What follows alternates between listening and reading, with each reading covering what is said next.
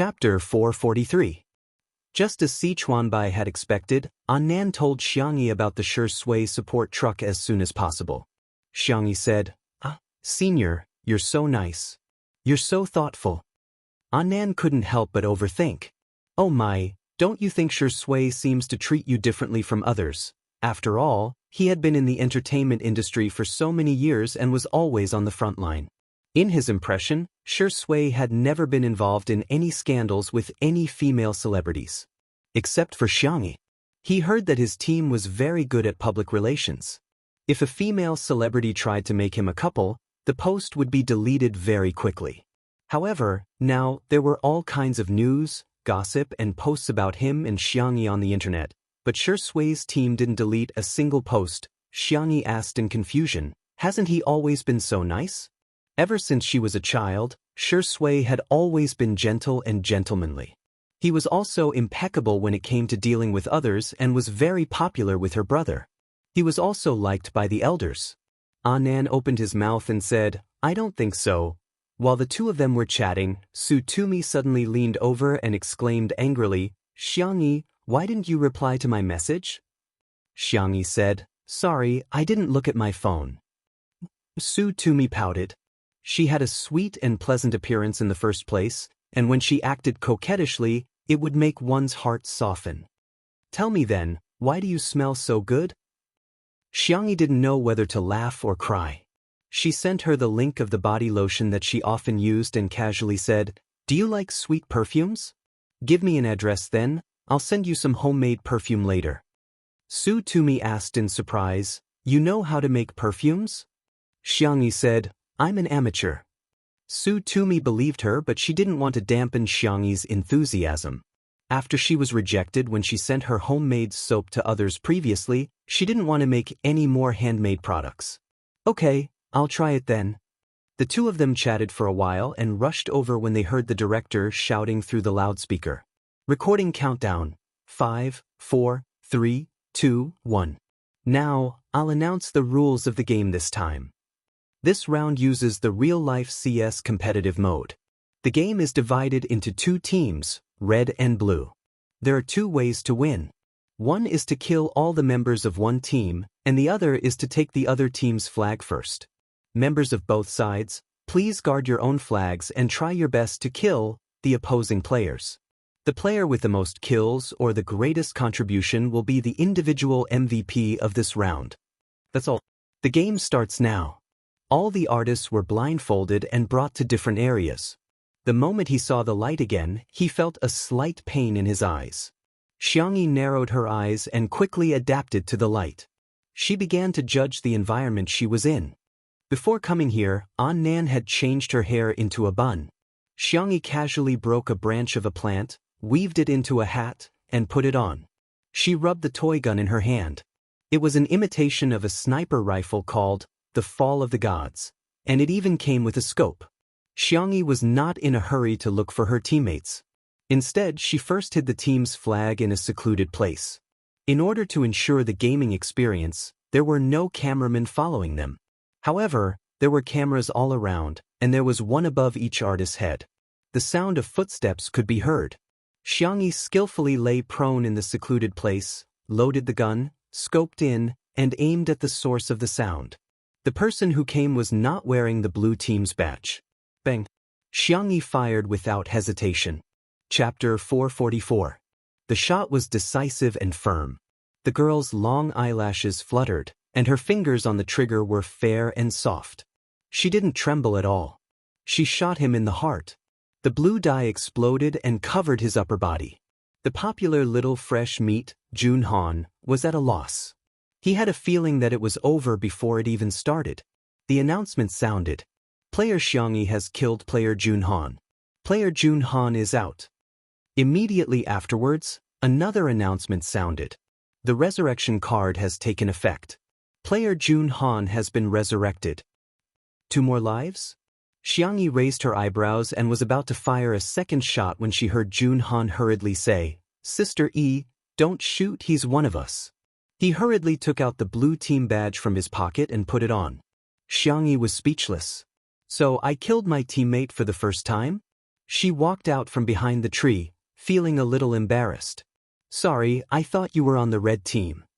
Junhan sighed. I deliberately took off the badge to confuse my opponent, but I didn't expect to confuse my teammate. In the director's office, the director laughed so hard that he was almost out of breath. He could already imagine how overjoyed the audience would be when they saw this scene. This little accident was naturally funny and was not something that could be written in a script. Xianxia and Junhan walked together. Junhan was a talent show winner and was very good at business and socializing. Even if he didn't have anything to say, he could still strike up a conversation with Xianxia. I've watched Two Under One Roof. Xiao Naofu and little Shiji are so cute. The scene of Shui running with them every day is so funny. It was normal to walk dogs, but it was rare to walk cats, let alone run with them. Xiao Naofu was often as tired as a dead dog and had to stay in Shui's pocket for the second half of the journey. It would stick its head out and pant heavily. Xianxia asked with a subtle expression, running? Did he bully Xiao Naofu? Stunned, Junhan said hesitantly, Sister E, aren't you going to watch the replay? Xianxia shook her head. Junhan was speechless. He felt like he had accidentally dug his own grave. He hurriedly changed the subject. The item I got in the previous round was the resurrection card. What about you, senior? In the previous round, Junhan was ranked second. Xianxia, not yet. She took out a small envelope from her pocket and opened it. There was a card inside. Elimination card. Description. Using this card can eliminate one player. Wow, this card is good. Sister, keep it well. You might be able to use this to turn the tables, Junhan said as he leaned towards Xianxia. He didn't dislike CP fans. On the contrary, he knew what CP fans would bring. Besides, in the current environment of the industry, even if there were rumors about a couple, it was mostly about female artists. Even if she scolded him, what was it in the face of traffic and profits? However, Xianxia did not intend to cooperate with him. She quietly widened the distance between the two of them.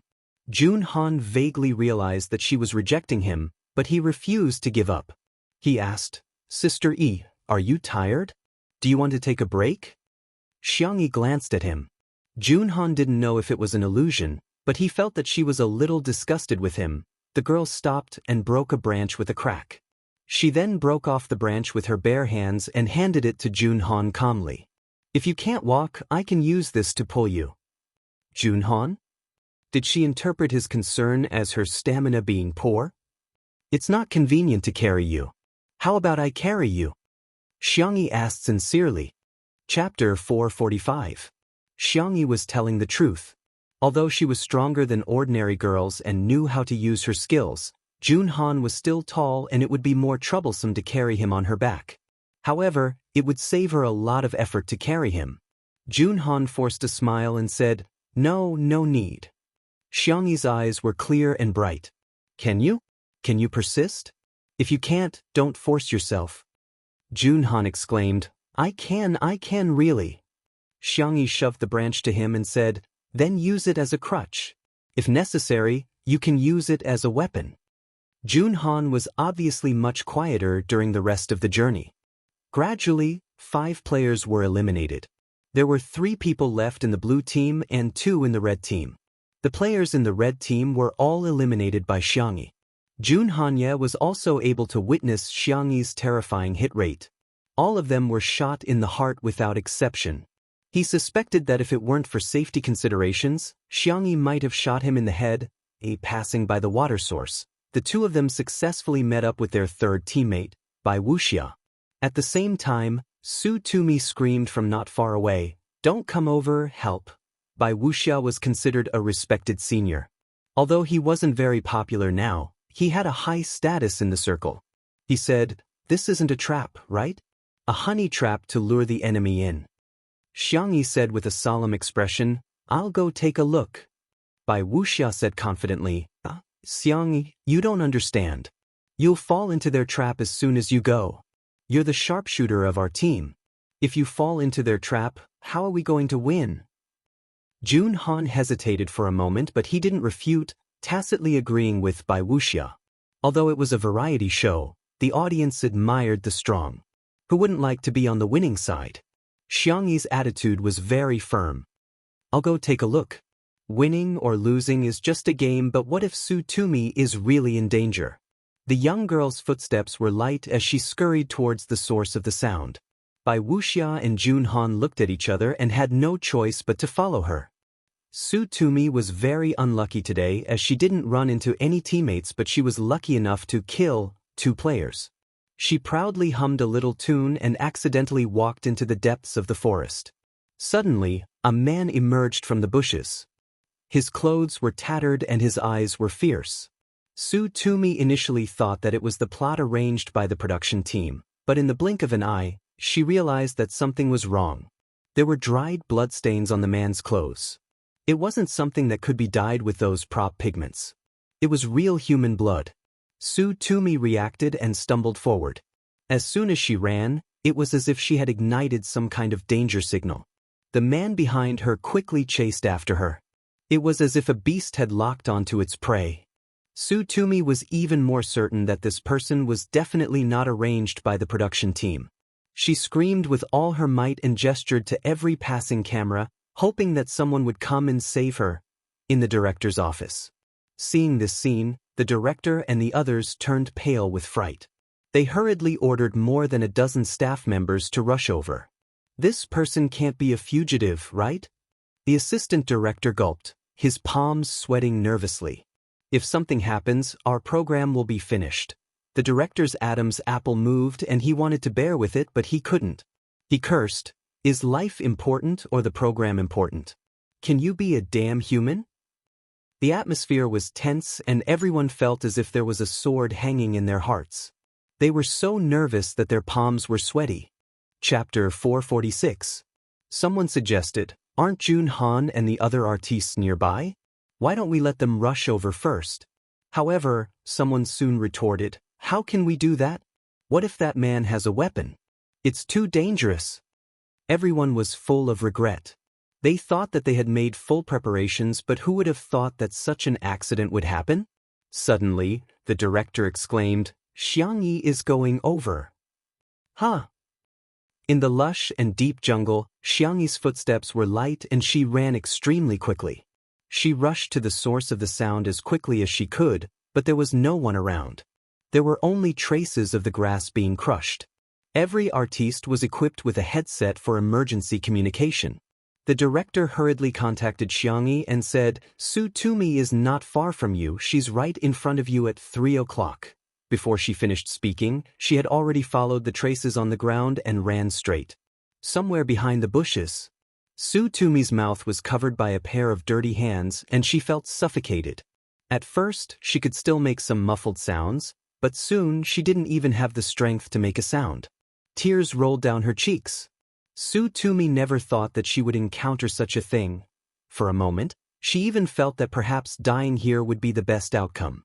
Otherwise, what should she do when the entire entertainment industry finds out about this? The sound of the man's rapid breathing came from behind her, accompanied by the rustling of clothes. Su Tumi closed her eyes in despair. Bang! 2 voices, one after the other, suddenly rang out. The first was the sound of a toy bullet exploding. The second was the man's painful shriek behind her. Su Tumi opened her eyes abruptly and saw Xianxi's slender figure in a trance. The young girl was wearing a camouflage uniform and a hat made of branches on her head. There were leaves hanging on her eyebrows and her gaze was terrifyingly cold. She held the sniper rifle and fired a second shot at the man. Both shots were headshots. Although it was a toy bullet, it had a certain degree of lethality, let alone a fragile part like the head. The man fell to the ground in pain. He cursed and tried to take Su Tumi hostage. Su Tumi was so scared that she even forgot to escape and struggle. She was dumbfounded. Seeing that the man was about to succeed, Xianxia leaped forward and began fighting with him. The man's skills were unexpectedly good, and the two fell into a stalemate for a while. Jun Han and the others had rushed over as well. Upon seeing this scene, Jun Han tightened his grip on the walking stick that Xianxia had made for him earlier. He asked hesitantly, "Senior, should we go over and help?" Bai Wuxia coughed. Well, why don't you young people go? I'm already so old, so I won't join in the fun. His eyes were very sharp. He had just seen a bulge in the pocket of the man's shirt. It looked like a knife. Only a fool would save a damsel in distress. This was not an act. The most important thing was to protect his own life. Jun Han. In fact, he didn't dare to. Not everyone had the courage to face such a thing. Jun Han took a few steps forward hesitantly, and his calves began to twitch. He gritted his teeth and was about to step forward when he realized that the man had taken out a fruit knife, making him shiver in fear. Why is there a knife? Bai Wuxia looked as if he had expected it and comforted him. Someone will come over later. Let's stand further away. If Xianxia can't hold on, we'll be in trouble. Chapter 447. Little did they know that their conversation was all picked up by the equipment and transmitted back to the director's room. All of a sudden, the room was silent and even the sound of breathing seemed to have disappeared. To be fair, Bai Wuxia was right. Legally speaking, there was no obligation to save others without ensuring one's own safety. However, what he said made her feel especially uncomfortable. If they were strangers, it would be fine, but Xianxia and Su Tumi were considered colleagues. Yet, he stood by and watched the two girls fall into danger. Su Tumi screamed, drawing everyone's attention back to Xianxia. The young girl couldn't dodge in time and was slashed on her cheek. However, she also found a flaw in the man's defense and removed his arm. She kicked the knife away and restrained him with her knee. The man refused to give up and the two of them got into a fight. Xianxia's forehead was covered in sweat and her fair face was flushed. However, she didn't forget to remind Su Tumi, "Leave first." Su Tumi's eyes were red and there were still traces of tears. She nodded and stumbled towards Jun Han and Bai Wuxia. Bai Wuxia's expression changed drastically. "Tumi, don't run towards us. What if that man breaks free?" Su Tumi immediately felt like she had been splashed with a basin of ice water as she felt cold from head to toe. She pursed her lips and wanted to say something, but she didn't have any strength at all. Su Tumi remained silent and moved in another direction to stand further away from Bai Wuxia. Bai Wuxia was still dissatisfied and he complained to Jun Han, "The bad guys were targeting the two of them in the first place. Aren't they afraid of implicating us? Their EQ is really low." Jun Han ignored him and kept his gaze fixed on Xianxia. The wound on the girl's face was bleeding continuously, staining half of her face red. She was supposed to be a pitiful little girl hiding behind a man, but somehow, she had the explosive power and ferocity to fight the vicious gangster alone until now. In that second, shame defeated cowardice and courage defeated cowardice. Jun Han roared to give himself some courage and rushed forward. Coincidentally, the man almost broke free from Xianxia's shackles, but Jun Han hit the back of his neck with his crutch, and he groaned in pain. Jun Han helped Xianxia hold him down. After all, he was a grown man and was quite strong. Even so, the two of them almost failed to hold each other down. Fortunately, the staff arrived in time and tied him up with ropes in a flurry. Soon, the police arrived. Before the man was taken away, he glared viciously at Xianxia. Xianxia looked at him calmly. There was no fear or hatred, only indifference in her eyes. It was as if from the bottom of his heart, he didn't care about the person in front of him at all. The dust settled. The director announced the end of the filming and called for an ambulance to take Su Tumi and Xianxia to the nearest hospital. Dong Mei was a stay-at-home mother. Today, she brought her child to the hospital for an intravenous drip and happened to bump into the crew of National Mass Workout, who came to the hospital. She poked her head in curiously and found that the doctor was applying medicine on Xianxia's face. Hence, she secretly took a photo and posted it at night. Meihua Xiangzi Kahanlai. I'm really speechless. Are celebrities superior to others? She just suffered a minor injury. Is there a need to make such a big fuss? I also asked around and found out that this celebrity is called Xianxia. I've never heard of a small-time celebrity, let alone a major one. I'm furious. Chapter 448. Because this Weibo post included Xiangxia's name, there were dozens of comments in less than 2 minutes. I'm dying of laughter. It's just a minor injury. If she went to the hospital a little later, she would have recovered. This is how medical resources are wasted. More than a dozen people are circling around her. Isn't she the little princess? Blogger, you're calling her a small-time celebrity. Be careful that her fans don't come and bite you. Her fans think she's an A-lister. There were also some spicy Tutu fans who noticed this Weibo post and raised their own doubts. Celebrities are humans too. If ordinary people can go to the emergency room, can't celebrities do the same? Look at the schedule posted by the official fan club. Sister E is filming National Mass Workout today. For example, if you get injured at work and your colleagues accompany you to the hospital, what's wrong with that?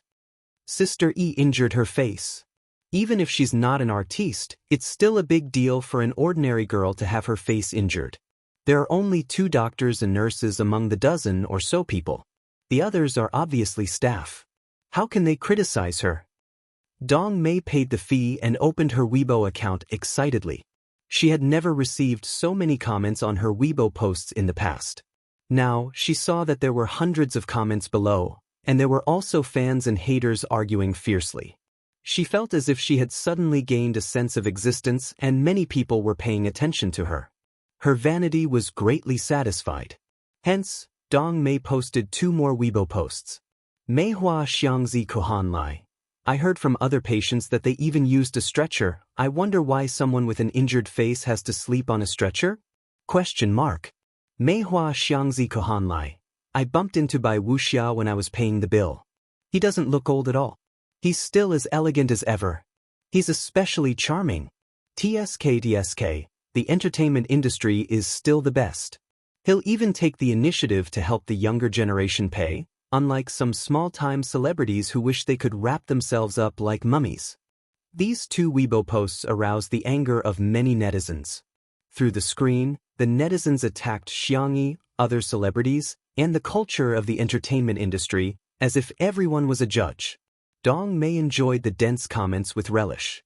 She even ignored her son who told her that he was thirsty and wanted some water. After Su Tumi's diagnosis came out, she was greatly shocked and needed to rest well. Jun Han also suffered some scratches. On the contrary, Xiangxia was the one with the most serious injuries. There were bruises on her arms and knees. Her left wrist was slightly fractured. The skin at the corner of her mouth was cut. There was also a knife wound on her face. Little girl, your wound may leave a scar. The doctor sighed. He heard about Xiangxi's heroic act and felt that it was a pity. But he was afraid that Xiangxia would be sad, so he comforted her. But don't worry, the medical technology is very mature now. If it's done well, there won't be any scar. Xiangxia thanked him and handed a tissue to Nan with her right hand. She said helplessly, all right, don't cry. She didn't cry, but Nan cried miserably. Moreover, he was wailing loudly. Oh my God, you scared me to death. It's all my fault, I should have stayed with you. Wah. He burped, feeling both funny and sad. Xiangxia, I'm really fine, it doesn't hurt at all. I've suffered much more serious injuries in the past and I didn't even cry. In the next second, a slender and tall figure appeared in front of her. Xiangxia suddenly felt a little pain. Chapter 449. Shi Sui strode into the emergency room and saw Xiangxia sitting obediently on the treatment chair. Her eyes were clear and bright as she looked at him quietly. The heavy stone in his heart finally fell to the ground. He subconsciously heaved a sigh of relief. However, when he saw the gauze on Xiangxia's face and wrist, his brows furrowed. The man's Adam's apple bobbed. Words of concern were on the tip of his tongue, but he didn't know how to say them. All the formalities and etiquette had lost their effect in front of her. Instead, Xiangxia spoke first. Her voice was soft and tender. Shi Sui. Shi Sui suppressed his fluctuating emotions. Yes. I'm hungry. The girl was a little aggrieved. I miss Xiaonaofu. The softest corner of her heart felt as if it had been bumped lightly. There was an indescribable sourness and warmth. Shi Sui raised his hand and rubbed her hair. I left a tablet in the living room. You can video call Xiaonaofu. I'll go buy you some food. Xiangxia was stunned. Does he know that Xiaonaofu isn't an ordinary kitten? As if seeing through her thoughts, Shi Sui whispered, This is our little secret. Thump thump. His heart was beating wildly as if fireworks were being set off. Bang bang bang bang. Xianxi's expression was still calm, but the tips of her crimson ears betrayed her. Shui went to buy food while Xianxi was in the lounge. She made a video call. It only rang twice before it was picked up. A magnified cat face appeared on the screen. Xiao Naofu cried anxiously, "Meow. Meow meow? Stupid woman. How are you?" "It's me, I'm fine. Don't worry." Xiangyi's tone was gentle as she comforted it. "Have you eaten?" "Meow meow. Meow." Xiao Naofu saw the wound on her face. Its ears drooped and its bright eyes were filled with tears. Its furry paws gently touched Xiangyi's face through the screen. What a stupid woman, stupid woman. Always injuring herself, Xiao Naofu suddenly felt that it was useless. If only it was a ferocious tiger, it could protect this stupid woman from being bullied by bad guys. Although it didn't want to admit it, it had to admit that it could only be a useless kitten. Little Shiji leaned over and nudged Xiao Naofu with his creamy yellow head, seemingly trying to comfort it. After Xiangyi video called them for a while, Shui came back with the food. When the director of National Mass Workout saw him, he was extremely surprised. He didn't expect that someone like Shui would lower himself to buy food for Xiangyi. "Are you here to see Sister Yi?" The director still had a lingering fear when he recalled the scene where Xiangyi fought with the bad guys. He sighed and said, "Fortunately, Sister Yi was here. Otherwise, the consequences today would have been unimaginable. What if Su Tumi was really... Not only would Su Tumi be traumatized for the rest of her life, but everyone in the production team who had a conscience wouldn't forgive themselves either." Shui nodded in greeting, his attitude slightly cold. It was very different from his usual gentle and quiet way of dealing with people. The scriptwriter looked at his back and whispered, "Shui is so cold and aloof." The director smiled bitterly. "How is this cold and aloof? He's angry." However, it turns out that a person like Shui, who is so meticulous in every aspect, would actually give others a cold shoulder? Kacha. Dong Mei secretly took a photo of Shui's silhouette and was extremely agitated. She immediately posted it on the internet. Chapter 450. Meihua Xiangzi Kohanlai. How delicate can a female celebrity be? It's just a flesh wound, yet she still has the cheek to ask Shui to buy food for her. I'm impressed. On the hospital bed, her son said weakly, "Mommy, I'm cold." "What are you cold for?" "Don't bother me." Dong Mei hollered impatiently. "Mommy is busy." The child pursed his lips and fell silent, watching his mother play with her cell phone. "Is the cell phone more important than me?" Dong Mei swiped her fingers and scrolled through the comments on Weibo, thinking that she would still see the netizens arguing or asking her to expose more information. To her surprise, the scene changed abruptly. Did Shui visit her? "Ahasher bought food for Sister Yi, but I got candy. Hee, I'm going to piss you guys off. Shui just likes our mediocre Xiang. Oh my god, am I the only one who noticed that Shui is wearing slippers? The pair that he wore at home during the live stream. So he came here to see Sister Yi? TSW. Dong Mei was dumbfounded. What's going on? Why isn't anyone criticizing Xiangyi anymore? In fact, there were still people who were criticizing her, but there were too many people who were indulging in candy. Hence, those comments were pushed down. However, by Wuxia, who was feeling guilty, accidentally saw this post on Weibo and hurriedly got his team to buy a trending topic. Hashtag Xiangyi acting like a big shot. Hashtag he felt that the netizens didn't care about the truth, but rather, they just needed to vent their emotions. Hence, he wanted to take advantage of the situation and push Xiangyi to the peak of public opinion while he pretended that nothing had happened. He could even create the image of an old senior who didn't want to become famous. The power of trending topics was terrifying. As soon as the words were posted, countless netizens clicked on them. When everyone saw Dong Mei's news, the words acting like a big shot, superior, and medical resources easily stirred up emotions and poked at their sore spots. All of a sudden, the netizens got excited and pointed their keyboards at Xiangyi. No way, no way, no way? She's acting like a big shot? Oh, so celebrities are the privileged class now? Can't you treat this kind of minor injury yourself? They just had to occupy medical resources. Our country's doctors and nurses are already overworked. Don't you know how to reduce the burden on the medical staff? For a time, Xianxia was once again caught in the whirlpool of the storm. Wuxia also secretly bought some internet water army and bragged that he cared for the younger generation and did not put on airs. Unexpectedly, he received a very normal effect. Teacher Bai is so nice. Where else can you find such a senior? When Wuxia became popular, Xianxia was still drinking milk. She wants her senior to pay for her? That doesn't make sense. Senior White's acting skills are so good, but he doesn't have any roles or resources. On the other hand, a powerless artist like Xianxia relied on live broadcasts to become famous. I'm speechless. Just as the netizens were flaming him the most, the director of National Mass Workout posted on Weibo. Laozhu next door, I was too busy just now and it was chaotic. Now, I want to clarify that Xianxia V is not acting like a big shot. Today, during the recording of the show, an accident happened. Xianxia was injured because she was trying to save someone. In addition, her injuries in the ambulance were not minor either. She had a knife wound on her face and a fractured wrist. At that time, there were other injured artists in the ambulance. The three of them were squeezed into one car. Our staff drove the car ourselves, so there was no issue of occupying medical resources. Netizens, please think carefully. Be careful with your words. Be careful. Chapter 451. The three exclamation marks expressed Director Zhu's indignation.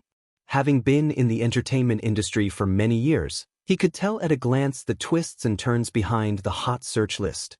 However, on account of Wuxia's seniority, he didn't mention the fact that Wuxia left Xianxia in the lurch. The netizens who were scolding Xianxia were dumbfounded. What? Is Xianxia really that good? She's willing to sacrifice herself to save others? However, the focus of the Spicy Tutu fans was on the injury, and they all felt their hearts ache. Ah, what's going on? Oh my God, a knife wound? And on her face? And a bone fracture? What exactly happened? Xianxia is so pitiful, her old mother is about to cry. There was a huge uproar on the internet. The lounge was quiet and cozy. Xianxia scooped up steamed chestnut pumpkin with a spoon and ate it while Shui peeled an egg for her with his slender fingers. Is there anything else you want to eat? He asked. Xianxia thought about it and tilted her head. Spicy hot pot? You can't eat spicy food now. I was just thinking about it. Don't even think about it. Shui handed her the peeled egg. Xianxia was both upset and angry. She bit off half of the egg in one bite and choked until her face turned red. Fortunately, Shui poured her a glass of warm water in time. Eat slowly, he said in a helpless and doting tone. Xianxia paused and changed the subject in order to hide her embarrassment. When did you find out about Xiao Naofu? Shui raised his eyebrows. Isn't it obvious? Which kitten knows how to act and is so good at acting? Xianxia was speechless. That's true. What else do you know? Xianxia asked tentatively. She was just asking casually, but to her surprise, Shui looked at her deeply and said, The from last year wasn't you, was it? Xianxia was speechless. Her eyes widened in shock. He can tell? Shui said gently, After all, I'm a professional at acting. Many things could be acted out, but what was acted out was ultimately just an act. It wasn't completely real. Xianxia recalled the scene of her transmigration and felt a little guilty. That me, did I do anything to you at the hotel that day? Shui slowly picked up an apple and peeled it. There was a hint of teasing in her lazy voice. Sister E, do you think that you will succeed? He threw the question back. Xianxia panicked even more. No, it can't be that something really happened, right? Are you okay? Were they bullied? Was she taken advantage of? Have you been wronged? The handsome man had a pair of deep and charming peach blossom eyes. Sister E, what are you worried about? Are you afraid that I'm not clean? Xianxi's ears began to turn red as soon as she heard his flirtatious words. That's not what I meant. Cleanliness or not, it's all the shackles of the secular ethics. It shouldn't become prejudice and be taken to heart. Whoosh, Shui closed the distance between the two of them. His eyes were pure black as he stared at the young lady in front of him without blinking. So, Sister E, what you mean is that no matter what kind of person I am, Sister E won't mind? Xianxia vaguely felt that his words were a trap. However, she trusted Shui too much and instinctively replied with a soft, yes. Then, what if I'm a bad person? Shui asked with a smile. Xianxia retorted instinctively, no, you won't. You're very, very good. Then, she saw the man in front of her curl his lips. What should I do? I don't want to be a good person at all. Chapter 452. Xiangyi's eyelashes fluttered. Before she could react, her eyes were covered. It was a sudden darkness. Shui. She called out to him in confusion. There was doubt in her voice. But she was not afraid. Shui paused in his movements. You. Xiangyi bit her lower lip and hesitated for a few seconds before asking, are you going to kiss me? Shui was speechless for a moment. Although he wanted to be a bad guy from the bottom of his heart, after being exposed, he felt a little embarrassed. The rational person in his heart and the devil person were in a fierce confrontation. Xiangyi's face was completely red. Even her voice was trembling, but she still pretended to be calm and indifferent. Then you can kiss me. Bang. It was like fireworks bursting in the sky at the end of the century. Her heart was racing at the speed of a 100-meter dash. Her ears were filled with chaotic noises. For a moment, time seemed to have stopped. Shui's clear throat moved. His voice was a little hoarse. Sister E, do you know what you are saying? Xiangyi said, Nan told me a phrase recently. I think it makes sense. I think I'm a little like an old pervert. Shui was stunned for a moment. After a moment, he laughed involuntarily. You're really, whoosh? Her heartbeat slowed down. It was as if she had rolled on cotton candy in the clouds, wrapped in sweetness.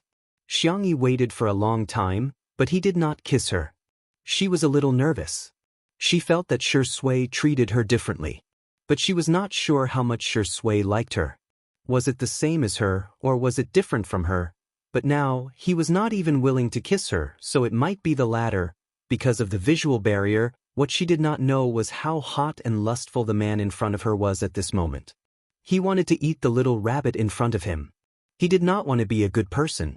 Yet, he wanted to be a good person for her.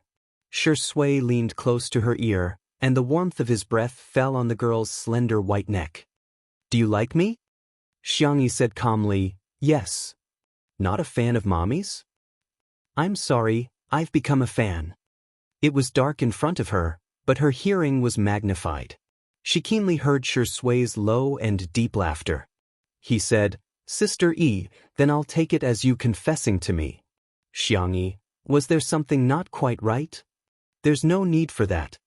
Shui's words made Xiangyi's heart sink to the bottom of the valley like a roller coaster. Then, there was a turn of events, as if he had ascended to the clouds. Wifey fan, do you want to try? Xiangyi suddenly pulled his hand away. In a moment of carelessness, she used her own broken hand. The pain made her suck in a breath of cold air. Shui frowned slightly and pressed down on her restless hand. Don't move. The girl's doe eyes were bright. Do you like me? Shui did not answer. Clearly, in countless movies and dramas, he could confess to unfamiliar actresses. But at this moment, facing Xiangyi, he felt embarrassed. He looked a little helpless, licked the corner of his mouth, and was about to say something when he heard Xiangyi say firmly, You like me. She used a statement, which was firm and full of courage. Shui was infected by her, and there was a happy smile on his face. Yes, I like you, and you like me too.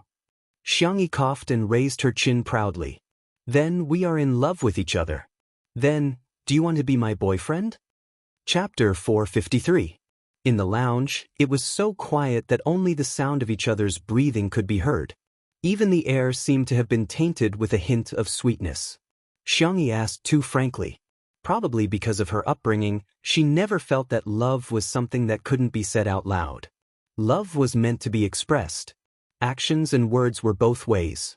Shui also answered naturally, Okay, he paused and smiled.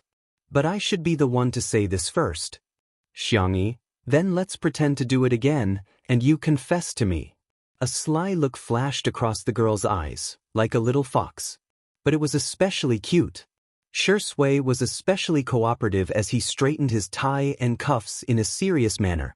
He even picked up a rose from a vase and said in a very ritualistic manner, Xianxia, would you like to be my girlfriend? Xianxia nodded her little head. Okay, boyfriend. The girl was childish, and her smile was pure and bright. Shui picked up a half-peeled apple and was childish with her. Girlfriend, do you want to cut the fruit into small pieces? Xianxia gestured with her hands. Boyfriend, I want it this big. The two looked at each other and couldn't help but laugh at the same time. Shui quickly peeled the apple, and the skin was not broken at all. Xianxia sat on the bed wrapped in a blanket, eating the apple that Shui fed her, and her happy little legs dangled in the air. When Nan came in, he saw her sweet and silly smile. How did Sister E become so stupid? Nan strode forward and reached out to touch Xiangyi's forehead. Good girl, do you have a fever? Before he could touch the corner of the girl's clothes, his hand was stopped halfway by a pair of big hands and tightly shackled.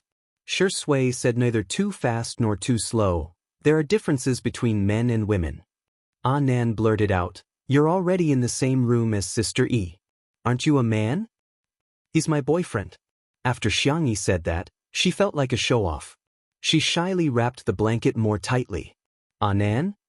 His eyes widened as he looked at Shui in disbelief. Just like that, Xiangdi was promoted. It took a few minutes for Nan to accept this reality. He gulped and said, Good girl, if your brothers find out, what are we going to do? What will they do to Xiangdi's legs? Crack, he made a gesture to interrupt. Xianxia said, No, I'll protect him. Shui smiled. Thank you, Sister E. It's great to have Sister E around. It's normal for a girlfriend to protect her boyfriend. Xianxia looked calm on the surface, but her little body was twitching again. Nan looked at this scene in shock. Xiangdi, why are you acting so natural with your gigolo face? He risked his life and said, Xiangdi, if you act like this, your fans might think that you're living off a woman. Shui raised her eyebrows. Can anyone live off a woman? Nan, many people can live off Sister E, but I'm the only one who can live off Sister E. Nan's eyes started to glaze over. Who is it? Shui's eyes suddenly turned sharp and shot out of the lounge. Nan quickly went to open the door and found a woman in her 30s secretly taking photos through the crack of the door with her phone. He said with a sullen face, Madam, please delete the photos or videos. Being discovered, the woman panicked at first, then muttered softly, Why are you being so fierce? Aren't celebrities supposed to be photographed by others? Chapter 454. Nan was speechless. Celebrities also have their personal time and space. You're violating their privacy and portrait rights. Dong Mei saw that the other party wasn't tall and had colorful hair. He looked like a hooligan, so she didn't take Nan seriously. She lied through her teeth. I didn't take any photos, I was just looking. Who took any photos? Don't talk nonsense and slander people. Which law says that ordinary people can't look at celebrities when they meet them? Nan took a deep breath and resisted the urge to pull her hair. He tried his best to calm down and said, Give me your phone. You can leave after I delete the photos. Dong Mei's eyes darted around and she had to stir things up.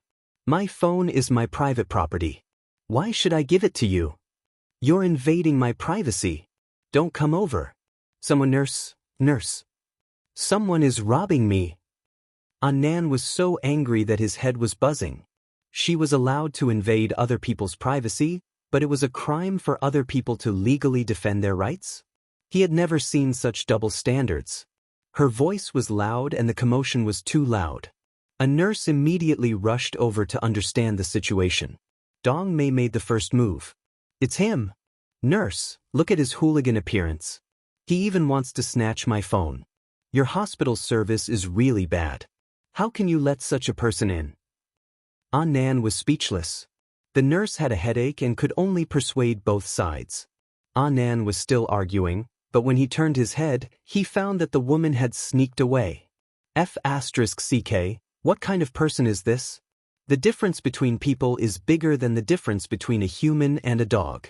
Damn it. Si Chuanbai had just gotten out of the elevator when he heard a certain little girl with colorful hair swearing. He coughed lightly. The next second, Nan quickly changed his words.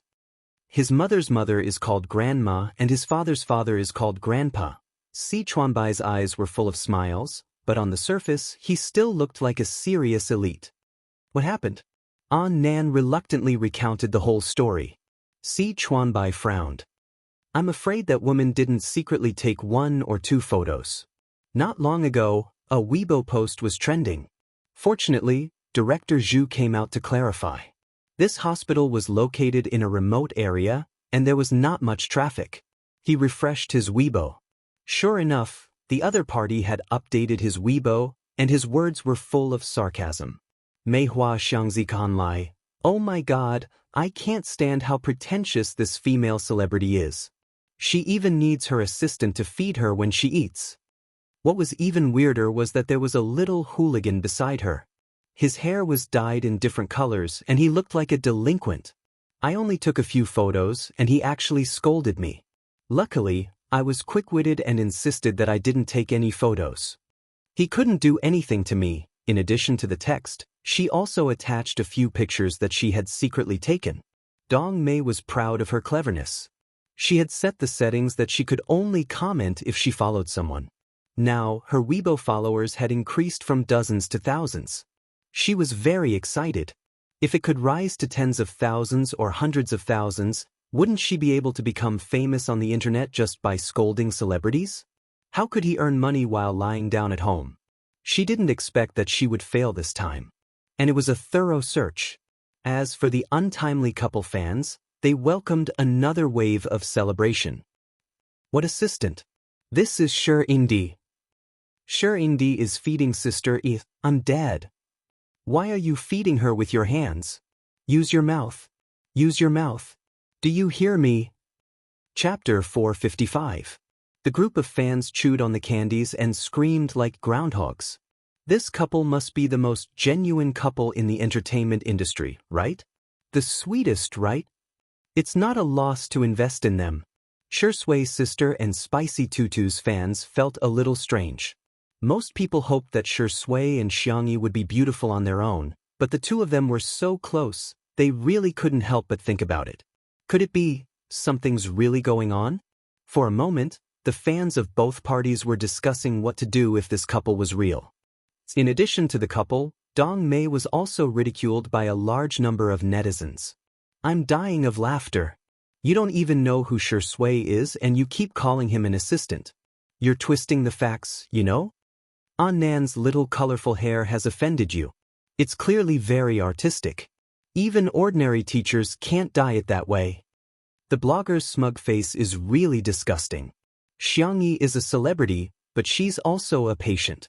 Other things aside, secretly taking photos of her is really tasteless. Looking at the abusive comments on the screen, Dong Mei's expression froze. Public opinion on the internet changed rapidly. 1 second, they would praise you to the heavens, and the next second, they would trample you into the mud. Those who used public opinion as a sword to kill would definitely die by the sword. She deleted the latest Weibo post dejectedly, trying to pretend that nothing had happened. Unexpectedly, the netizens scolded her even more fiercely. Oh, you're feeling guilty already? Are you there? Why aren't you jumping out and prancing around? Are you visiting your mother's grave? Secretly taking photos is illegal. Be careful. Tutu Brother V's lawyer's warning letter. Dong Mei panicked and trembled as she typed. Meihua Xianxia Lai. I'm just an ordinary single mother who came to the hospital with her child and happened to bump into a celebrity. I don't know anything about the entertainment industry at all. I was just casually complaining, but I didn't expect it to attract attention. Let me go. Stop scolding me. As soon as this Weibo post was posted, some people's hearts softened when they saw the word single mother. They were all humans and had compassion. At the thought of a woman raising a child, it was indeed not easy. Hence, Many people not only stopped scolding her, but they also deleted their previous comments. Dong Mei saw that the comments section gradually calmed down and heaved a sigh of relief. Suddenly, a nurse shouted, "Whose child is this? Why don't you think so?" Dong Mei went over with the intention of watching a good show. She didn't expect that the one who fell down the stairs was her son. The child's knees were bruised and his palms were scraped. The drip bottle was broken and the needle in his hand was bleeding again. It was a shocking sight. The nurse was carefully removing the needle for him. "Mommy, I'm not in pain." The child's eyes were wet. "I can't find you. Where did you go?" The surrounding people looked at him strangely, as if they were silently criticizing him. A fire of annoyance rose from the bottom of Dong Mei's heart. "Who told you to look for me? If you just stay there obediently and get in 4 drip, do you know how to fall? You only bring me trouble every day." The child trembled in fear and said timidly, I just want to go to the toilet." An old granny next to her said unhappily, "The child is so young. How can you leave the child alone? As a mother, you are too magnanimous." "It's none of your business, old woman." Dong Mei roared and grabbed the back of her son's collar. "You're so annoying. How old are you? Can't you go to the toilet yourself?" The child was already at his limit when she grabbed him. He was so scared that he instantly peed his pants. The response he got was a slap from his mother. Chapter 456. The crisp sound made the people around them shudder in fear. Dong Mei scolded, "Will you die if you hold it in for a while longer? You're already so old, yet you still wet your pants. How disgusting! Are you deliberately trying to embarrass me? Why did I give birth to a son like you?" The child's face turned pale as if he had done something terrible. He was so scared that his body began to tremble. The old lady from earlier said angrily, "What kind of mother are you?" The other passers-by were also very indignant. Not far away, a young man had recorded all of this on video. Dong Mei acted like a shrew in the hospital and scolded all the passers-by who were criticizing her. Only then did she take the child back to get an intravenous drip. The child was wearing soaked pants and didn't dare to speak or sit down, for fear of dirtying the hospital chair. There were still nurses who couldn't bear to see him like this and found a pair of hospital pants for him to change into. "Thank you, sister." The child thanked her obediently. "You're welcome." The nurse smiled at him and raised her hand to ruffle his hair. When she returned to her shift, she vaguely heard some patients discussing things like, this video of her hitting the child is so popular, and people like her don't deserve to be parents." She glanced at it curiously and realized that the woman in the video was the pitiful child's mother. The nurse clenched her fists, feeling a sense of satisfaction. On this day, countless people's social media platforms were flooded by a small video. The way the mother treated the child in the video was jaw-dropping. That last slap and the child's tearful tears touched countless people's hearts. "You have to take exams to get into school, but why don't parents have to take exams?" She left her child alone and even hit him. Is this mother her biological child? After watching this video, I realized that not everyone in this world is worthy of being a parent. The anger of the netizens was astonishing. It didn't take long for someone to dig out Dong Mei's information. Her Weibo account did not escape the sharp eyes of the netizens. When they saw that she had posted on Weibo to slander Xianxia, their anger doubled. The backlash of public opinion was also astonishing. Within a few minutes, her Weibo account was completely flooded. Later, Dong Mei's old classmate in real life also revealed that she wasn't a single mother at all. He even posted a screenshot of her family of 3 going on a trip. The evidence was irrefutable. The netizens who found out that they had been cheated were all furious. Was this woman treating them like monkeys?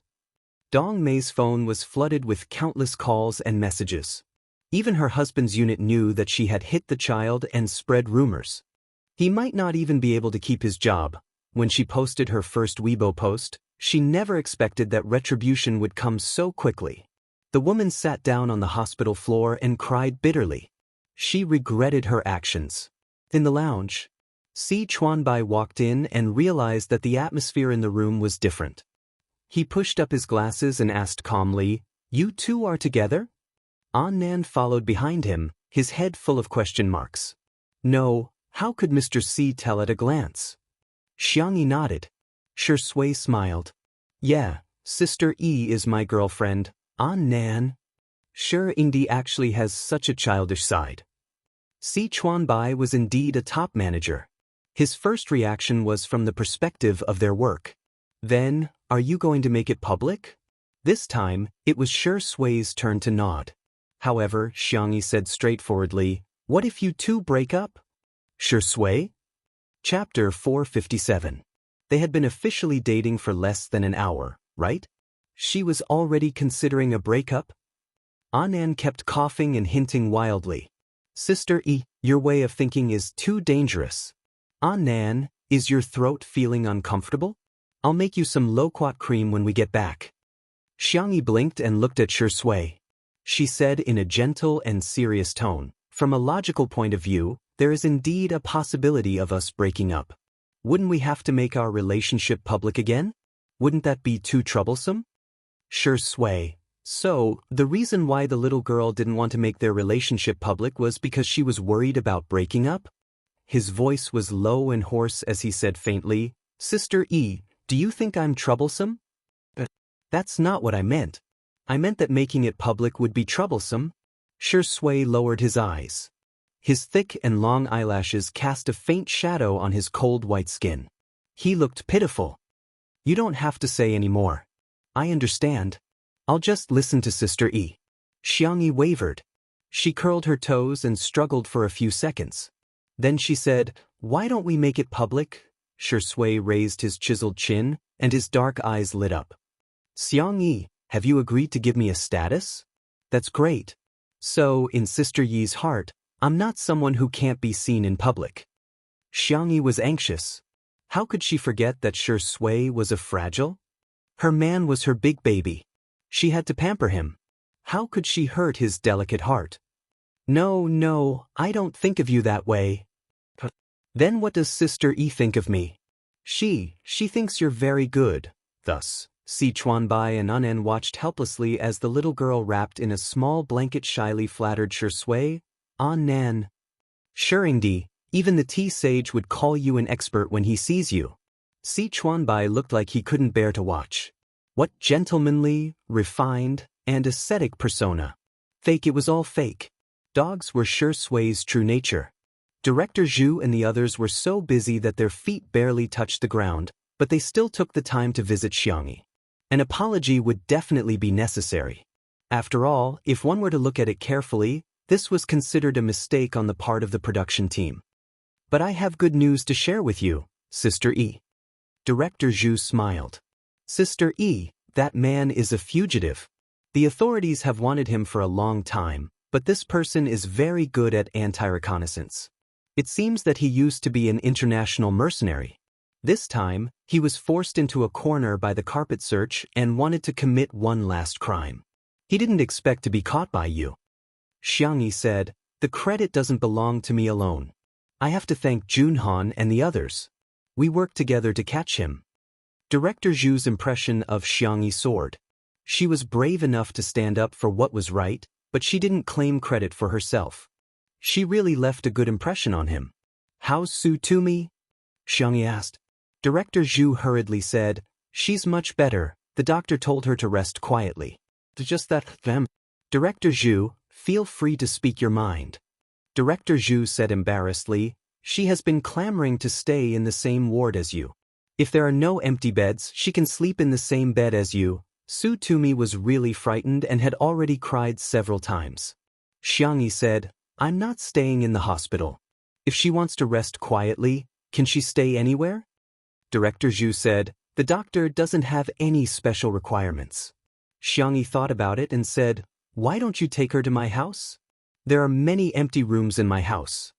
Shui, who was at the side, slowly typed a question mark. Chapter 458. Known facts. Frowny face. I have a girlfriend. My girlfriend has a girlfriend. Request, who can sleep in my girlfriend's bed first, me or her friend? The answer was self-evident. Shui licked the roof of her mouth with the tip of her tongue, feeling slightly displeased. Hearing this, Director Zhu's eyes lit up. That's great. Sister E, why don't I go back with you? Shui coughed with a sullen expression. Only then did Director Zhu realize how ambiguous his words were. He hurriedly explained, don't get me wrong, I'm just worried about the filming of this episode. If we redo the filming, Su Tumi won't be able to adjust her state of mind for a while. I don't intend to force you, but there won't be enough time for this episode. Sister Yi's words reminded me that I can divide this episode into 3 rounds of games. The 3rd round will be a vacation and leisure time after the workout. At this moment, Director Zhu still didn't know that in a few years' time, National Mass Workout would not only become the most popular variety show in the country, but it would also become a global hit. They even bought the copyright of the show overseas and took it back to make it into a local show. However, it was not as popular as National Mass Workout. Xianxia didn't have any objections to that. I have no objections. Director, you can make the arrangements as you see fit. I will try my best to cooperate. Director Zhu rubbed his hands and looked at Shui with a chuckle. Since we're all going, you definitely won't be able to avoid being in the spotlight, Shui said indifferently. I'm fine with anything. Apart from 2 Under One Roof, Shui had never been on any variety show before. It wasn't that the production team of National Mass Workout had never invited him, but he had always turned them down. She didn't expect him to agree this time. Director Zhu happily went to discuss with the scriptwriter and planner. Before leaving, he didn't forget to close the door. Director Zhu suddenly reacted. A single man and a single woman in a room, are these 2 people really a couple? Director Zhu was extremely efficient and he soon came up with a plan for the next filming. When Su Tumi heard that she could go to Xianxi's house, she forced herself to perk up and insisted on riding in Xianxi's ordinary car instead of her luxurious nanny van. Although Xianxia had become the boss of Tomato Entertainment, she still used the same equipment when she went out. She didn't really care about these things. When Su Tumi got into the car, Shui happened to be there too. She was confused. Senior Shi, aren't you going to take your own car? Shui's expression did not change. Sister E is injured. I'm here to take care of her. Oh. Su Tumi answered foolishly. After getting into the car, she sat down beside Xianxia. She was barefaced, and her skin was in good condition. It was just that her face was very pale, without a trace of blood. Drink some hot water. Xianxia handed him a thermos.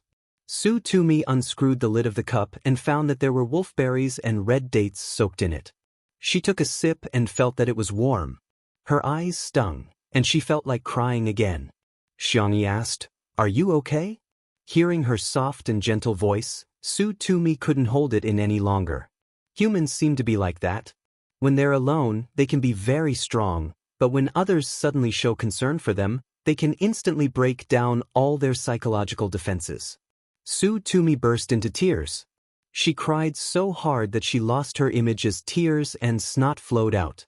Shui looked away and looked at the scenery outside the window. Apart from Tutu, he couldn't be bothered to comfort the other women no matter how miserably they cried.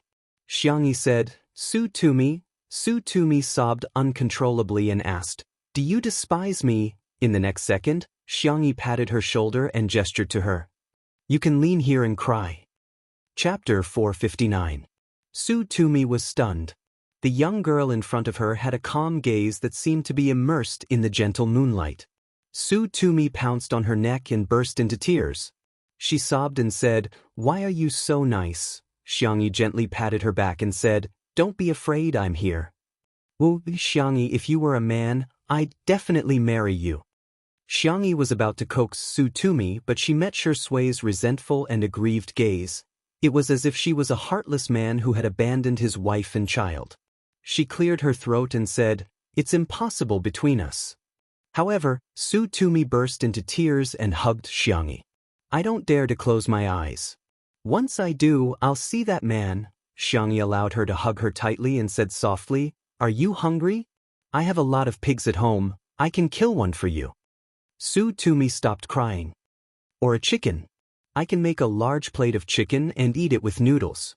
Su Tumi burped and said, "But I still want to drink chicken soup. I haven't had it in a long time." My manager has been telling me to lose weight. Xianxia said, kill another one then. Su Tumi exclaimed, wow, can I be good friends with you for the rest of my life? They arrived at the manor. Li Jinyu looked at Director Zhu and the others in confusion. Aren't they the big shots of variety show directors? Director Zhu greeted enthusiastically, you're Shaoli, right? I've watched your show. It turns out that daily filming can be so interesting. You flatter me, Director Zhu. Your show is the most exciting. It's a textbook example. The two shook hands and Li Jinyu felt like he was dreaming. He even secretly told Ruan Qing that he wasn't going to wash his hands for the next 2 days. Unsurprisingly, Ruan Qing rolled her eyes at him. As the deputy director, Ruan Qing had interacted with Director Zhu before. After exchanging a few pleasantries, Ruan Qing asked him about his intentions. Director Zhu said, hey, there was an accident during the recording. In order to make up for the time, we're going to add a game called Reward Time. We want the feeling of relaxation after a workout or even a vacation. Li Jinyu instinctively said, as expected of you, Director Zhu. I can't believe he could come up with such a plan. Director Zhu smiled and said, we have to thank Sister Yi for lending us the venue. All right then, you guys get back to work. I'll go and shoot now. The team of National Citizen was mature and efficient. A group of people methodically installed fixed cameras, set up sound recording equipment, and filmed environmental materials. Li Jinyu gradually felt that something was wrong. Are you here to steal my job? His eyes widened. We're both filming daily life. How can I be afraid of a big shot? I can't take it anymore, I want to die. Ruan Qing said, finish today's work before you die. Li Jinyu said, Sister Ruan, you seem like a capitalist who exploits workers in a capitalist society. Ruan Qing smiled. Since you've said so, then let's work overtime today. Li Jinyu's wails could be heard in the courtyard. Director Zhu originally thought that Su Tumi wouldn't be able to adjust for the time being, but he didn't expect her to go out with Xianxia after resting for a while. He hurriedly got the cameraman to follow them, thinking that he could capture the romantic scene of Su Tumi having afternoon tea in the glass greenhouse or feeding the pigeons by the fountain. He then saw the two of them stop in front of the chicken coop. Which one do you like? I'll kill it and make soup for you. Director Zhu was dumbfounded. Chapter 460. Su Tumi's eyes lit up and she exclaimed, that one. It looks very tasty. Director Zhu was dumbfounded. Shouldn't you decline at such a time? Why the hell did you just choose the chicken? Don't you have the burden of being an actress? Xianxia nodded and said calmly, okay, kill it. Director Zhu was dumbfounded. Oh my God, Sister Yi, do you still remember that your hand is fractured? She killed it just like that?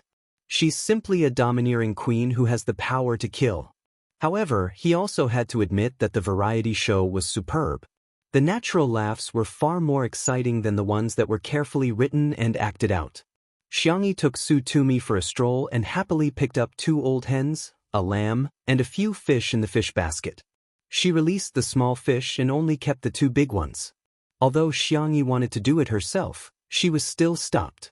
The final plan was that everyone would process the ingredients together and the recipe would be decided by Xianxia.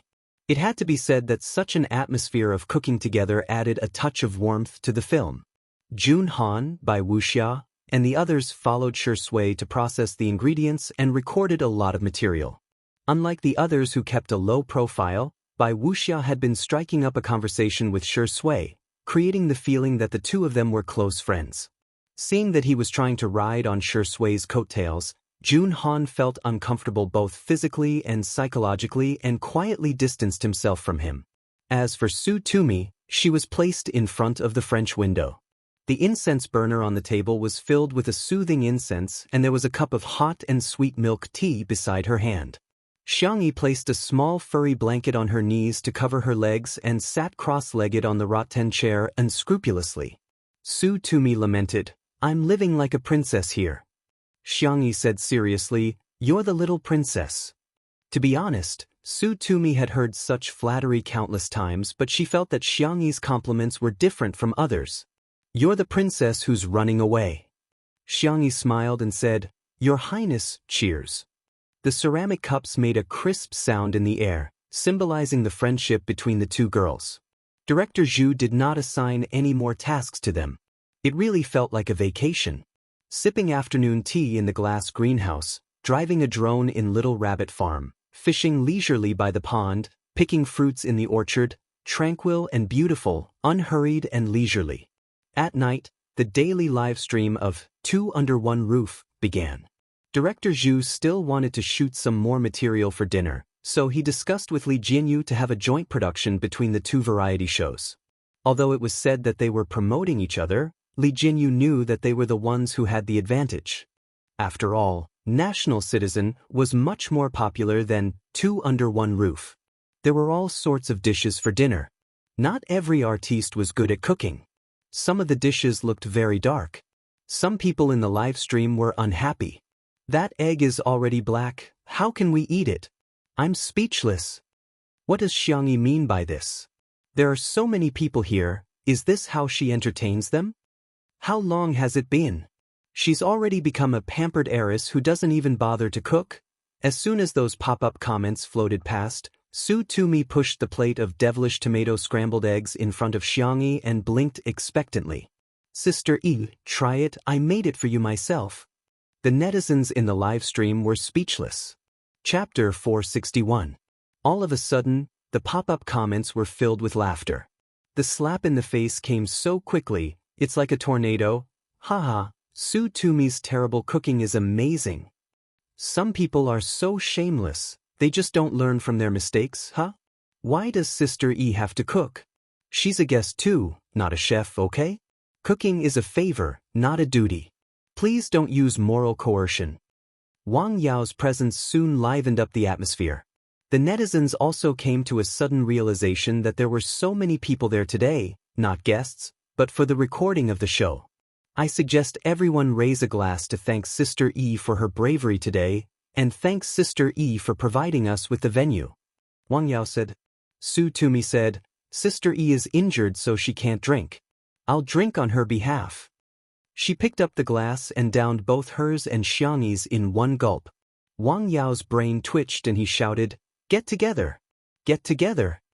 The others didn't know what was going on and hence, followed suit.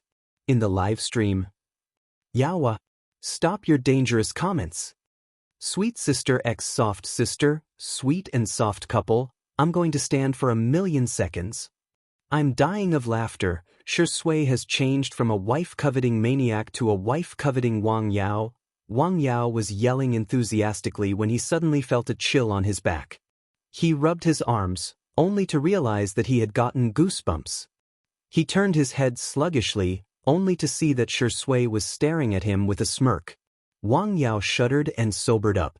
Sister E, your cat is so clingy, huh? He stiffly changed the subject. Ever since Xianxia returned, Xiao Naofu had been nestled in her arms and refused to go anywhere. It wrapped its paws around her neck coquettishly. Xianxia knew that it was worried about her, so she had no choice but to let it be. She raised her hand and rubbed the back of Xiao Naofu's neck. Xianxia asked softly, Do you want to drink goat milk? Meow, it sounded coquettish. Shui reached out. Give it to me, I'll hold it for a while. Xiao Naofu's face was full of rejection. If it was in the past, Xianxia would have given him a hug. But thinking of what Junhan said, she asked, Did you bully Xiao Naofu behind my back? He took it for a run and even threatened to sterilize it if it didn't listen. Shui. Oh no, this is bad. The girl's cheeks puffed up slightly. You're not allowed to bully it in the future. Shui narrowed his eyes. His long and narrow eyes revealed a hint of danger. Even the cat was more important than him? The man exuded an oppressive aura, and the atmosphere at the table became much colder. Xiao Naofu, on the other hand, looked at Shui with an expression that said, This hoo-hoo is the most favored one. The untimely couple fans expressed that they had bumped into each other again. He's jealous, that D*Emin man is jealous. There's always someone who can deal with you. If not, then I'll change to another cat. I suspect that this cat has really gained sentience and has real evidence. Green Tea Axe, brother, this family can't tolerate you anymore. Did you do something wrong? Don't make things difficult for me. You'd better pack up and leave. While the netizens were having fun, they heard Bai Wuxia say shamelessly, Sister Yi was very brave today, but if I hadn't brought a rope over, that fugitive would have definitely run away. Everyone was shocked speechless by his confusing speech. Jun Han, in particular, had always been ashamed and felt that he was too cowardly for not stepping forward to help. Bai Wuxia's words had directly overturned his worldview. In an instant, everyone was dumbfounded. Bai Wuxia was still speaking with confidence. Chapter 462. My dear viewers, you guys have no idea how dangerous the situation was today. Bai Wuxia's words piqued the curiosity of the netizens who were watching the livestream. So, what exactly happened today? I seem to have seen Director Zhu's Weibo post about Sister Yi saving the damsel in distress. Who did Sister Yi save? I'm dying of curiosity, Teacher Bai. Hurry up and tell me. Director Zhu's expression changed slightly and he picked up his glass. Come on, Teacher Bai, let's toast. He deliberately changed the topic, but Bai Wuxia was determined to take credit and hence clinked glasses with him perfunctorily. While Xianxia went to make goat milk powder for Xiao Naofu, he continued to narrate, Our filming location in the afternoon is on the mountain. Who would have thought that there would be a fugitive hiding in the mountains? I heard that he has been wanted for a long time and he's a serial killer who specifically targets women. However, Xiao Su ran into him and the situation was critical at that time. Little Su had been dragged away. Fortunately, she was quick-witted and called for help loudly. As soon as I heard her voice, I immediately rushed over. I thought that since Xiao Su is a girl, it's only right for a man to protect a woman, isn't it? Besides, I'm old and Xiao Su and the others are like my children in my eyes. Of course, I have to protect them from harm. The atmosphere at the dining table was extremely strange. Jun Han was so embarrassed that he kept digging his toes into the ground. The other artists involved in the filming looked at each other in dismay. Su Tumi was reminded of those painful memories and she subconsciously bit her lower lip while her hand that was holding the chopsticks trembled. She put down her chopsticks and gripped the hem of her clothes so tightly that her veins were popping out. They were particularly obvious on her fair skin. The negative emotions were overwhelming and pressing down on him. Su Tumi thought that she had already gotten over it, but in fact she hadn't. She was like a drowning person who Xianxia brought to the surface of the water to take a breath of fresh air. After a short moment of salvation, she was forcefully pressed back into the water. There were more comments in the livestream. Oh my god, reality is more exciting than television dramas. Teacher Bai is so nice, if only I could have a senior like him. Hey, Su Tumi was dragged away? Then could she have already been? Seriously, Su Tumi, Teacher Bai saved her. Isn't she going to thank him for saving her life? He was even fawning over Xianxia. Was it because he wanted to play with whoever was popular? If Teacher Bai isn't popular now, could it be that she doesn't even care about him? The Bai Wuxia then used the spring and autumn style and the art of language to secretly change the concept and add fuel to the fire. He bragged about himself and even made a concluding speech. Humans are humans because we are different from cold-blooded animals. We have warmth and feelings. When you see others suffering, if you can help them, then help them. People love all living things and all living things love each other. For a moment, many netizens felt that he had a halo behind him. The comments section praised him to the skies. Teacher Bai, awesome. Well said. She's the clear stream of the entertainment industry. To be honest, Bai Wuxia's words are really good. It's not just pure kindness. In a sense, it has risen to the level of ethics, morality, and even religion. It's a whole other world. He's an idealist and an ascetic in life. Unfortunately, such an artist isn't popular. Instead, a pretty face like Xianxia is. It's simply intolerable. Chapter 463. Some netizens expressed their dissatisfaction. Sometimes, people only believed what they saw and heard. They believed the information that came in from the outside world without thinking about it. At this moment, everyone felt that Bai Wuxia's image was extremely high and mighty. As for Xianxia's injury in order to save Su Tumi, it seemed to have become a trivial matter. Jun Han and the others were too embarrassed to expose Bai Wuxia. Su Tumi was in a terrible emotional state and couldn't even utter a single syllable. Shi Sui happened to be absent too, and little Shiji bit her pants and called her to watch them display their affection. By a freak combination of factors, Bai Wuxia actually succeeded in pretending to be cool. Even Li Jinyu was fooled into a daze. Director Zhu, who was beside him, had a sullen expression on his face. Others might not know the details, but he saw it clearly in the director's office. Bai Wuxia didn't save Su Tumi at all. He left her in the lurch right from the beginning. It would be fine if he didn't save her, but how could he have the cheek to take all the credit and even use this matter to create hype? Bai Wuxia's face was flushed with success. Little did he know that in Director Zhu's heart, he had already been blacklisted. Little Su, have some warm soup to warm your stomach.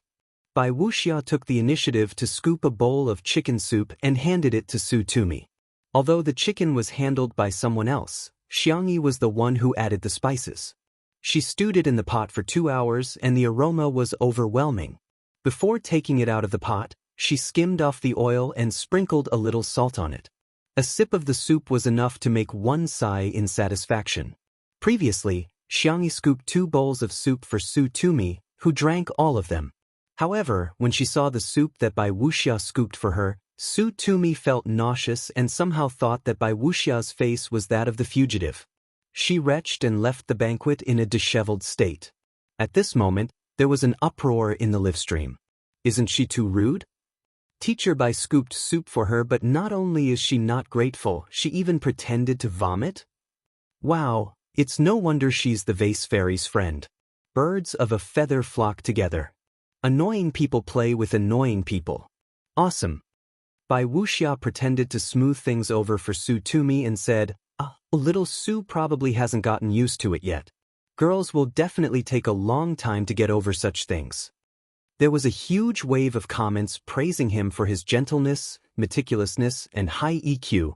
Jun Han couldn't help but retort, Senior, can you not mention this matter in front of Big Sister Tumi? Every time you mention it, you're hurting her. Bai Wuxia was a little embarrassed.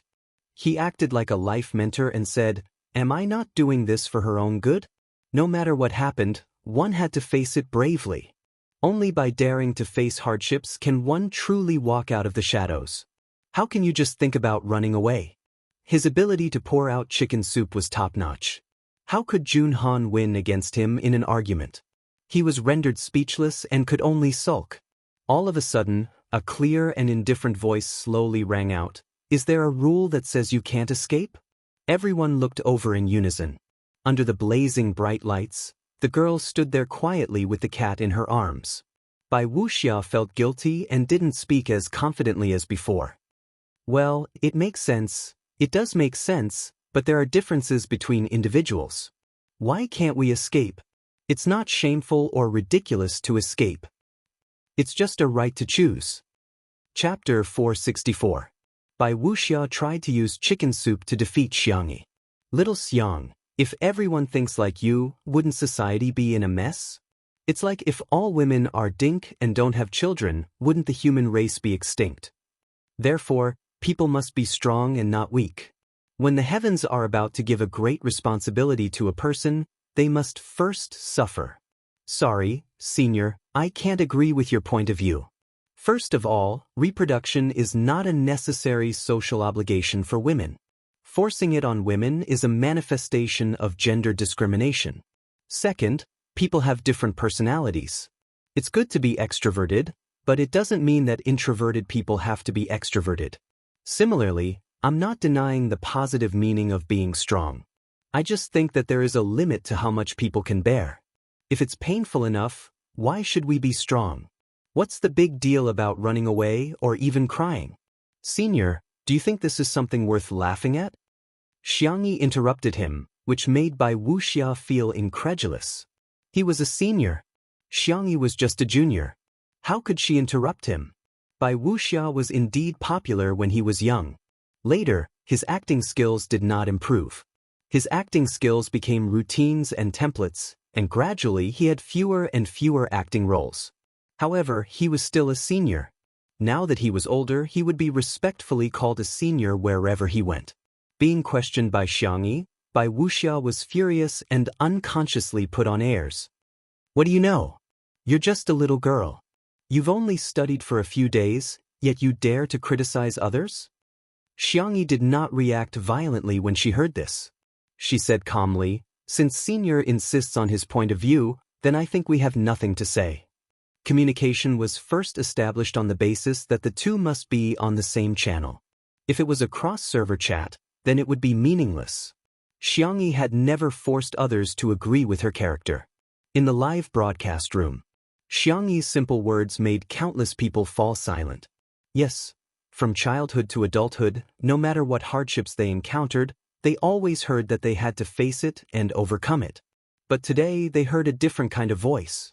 It turned out that running away was not shameful, and being weak was not wrong. Many people in front of the screen had a flicker of light in their eyes, revealing a trace of confusion. There was spicy tutu, but something interesting happened. Bai Wuxia seems to have dropped out of middle school. Where did he get the guts to be so fierce to Sister E? Sister E graduated from one of the top 2 universities in the country. I'm dying of laughter. Does the internet really have no memory? Back then, Teacher Bai kept saying that he was going to win the Nobel Prize for acting. At that time, he was ridiculed by the crowd. My boss is exactly the same as Bai Wuxia.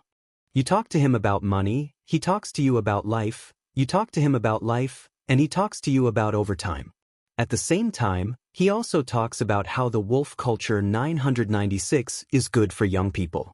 Everyone, wake up. This kind of person doesn't want to impart any wisdom of life to you at all. He's just using the form of preaching to satisfy his own selfish desires. The atmosphere at the table was very tense.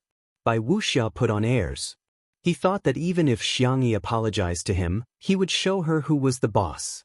He wanted her to know that she had to follow the rules when dealing with her seniors. Unexpectedly, Xianxia ignored him and turned her head to ask Jun Han, who was beside her, "Where's Su Tumi?" Jun Han was stunned. She seems to have gone to the bathroom. Thank you. Xianxia nodded and picked up the tissue box and small blanket at the side. I'll go accompany her. Chapter 465. The young girl's tone was natural and casual, but it made Jun Han's heart race. It wasn't the kind of heartbeat that came from love. Using his poor vocabulary to describe it, the most intuitive feeling he had was, he was moved by her gentleness. Jun Han suddenly understood why so many people liked Xianxia. The so-called popularity with the audience was actually not metaphysics, but rather, it was just because that person had a unique personality and charisma. In the bathroom, Su Tumi sat on the ground and swiped the screen of her cell phone with trembling fingers. She had lived to the age of 22 and had always been the center of attention. She lived a peaceful life and was always successful in everything she did. Even her entry into the entertainment industry was smooth sailing and her fans treated her like a princess. It was the first time she had come into contact with online violence that was even more terrifying than being called a baldy. Who told you to wear so little? Serves you right. Did they really do that to you? Say, it's so dirty. Why did they pick on you instead of others? There must be a reason. I really can't stand your aggrieved expression. You must be very regretful that the other party didn't succeed. Wow, Su Tumi, you're actually still in the mood to eat. If I were you, I'd take 10 showers in the bathtub. Through the screen, she had no idea who the person opposite her was, but she could feel the malice. The more she saw, the redder Su Tumi's eyes became. Is it really my fault? Is it because I'm wearing too little, because there's something wrong with me, and because I'm not a perfect victim? Knock, knock. Someone knocked on the door. Immediately afterwards, Xianxia asked in a gentle voice, Su Tumi, are you okay? Whoosh, Su Tumi covered her mouth as tears rolled down her cheeks.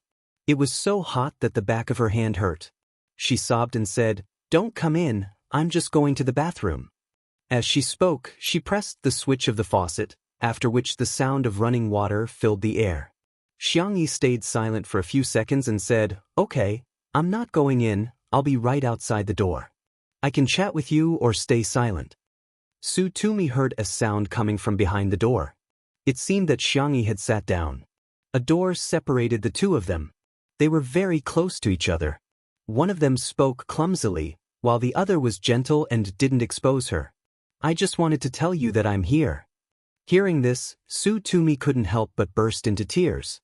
Wow, you're so annoying. I hate you, Xianxia. Sir.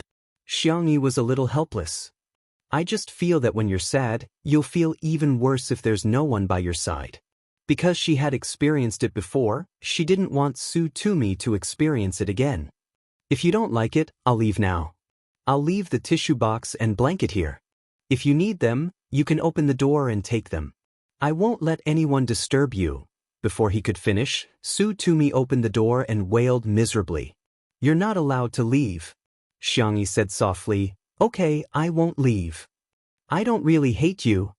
Su Tumi cried until the tip of her nose was red. What I hate is the chicken soup that by guy mentioned. I also hate myself for crying. If you don't like his chicken soup, do you want another bowl of my chicken soup? Xianxia asked with a smile. Su Tumi pursed her lips and cried until her shoulders shook. He's already touched it, he's tainted the pot of chicken soup.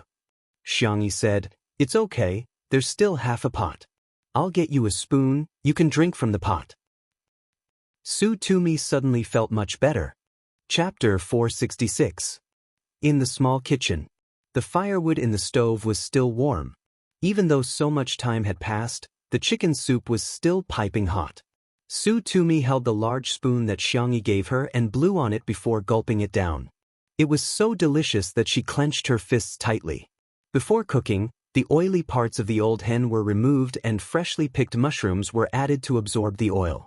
Hence, it wasn't greasy at all. The red dates and wolfberries not only gave the chicken soup a bright color, but also added just the right amount of sweetness. After drinking the soup, she took a sip of the mushrooms that were filled with the rich chicken soup. It was as if fireworks had exploded in her head and all her feelings were summed up in 2 words. So fragrant. It's so fragrant, it's so fragrant. Su Tumi's eyes were watery, perhaps because of the heat of the pot or because she was touched. As for the poisonous chicken soup that Bai Wuxia mentioned, she had completely forgotten about it. Bai Wuxia? Who is he? Is it important? His words are nothing. Sister Yi's chicken soup is the best. Without Xianxia and Su Tumi around, the atmosphere at the dining table became even stranger. Bai Wuxia couldn't take it anymore and hence, he spoke loudly again, trying to belittle Xianxia to prove that he was right. Confucius said that fathers and sons are related, monarchs and ministers are righteous, husband and wife are different, elders and children are orderly, and friends are trustworthy.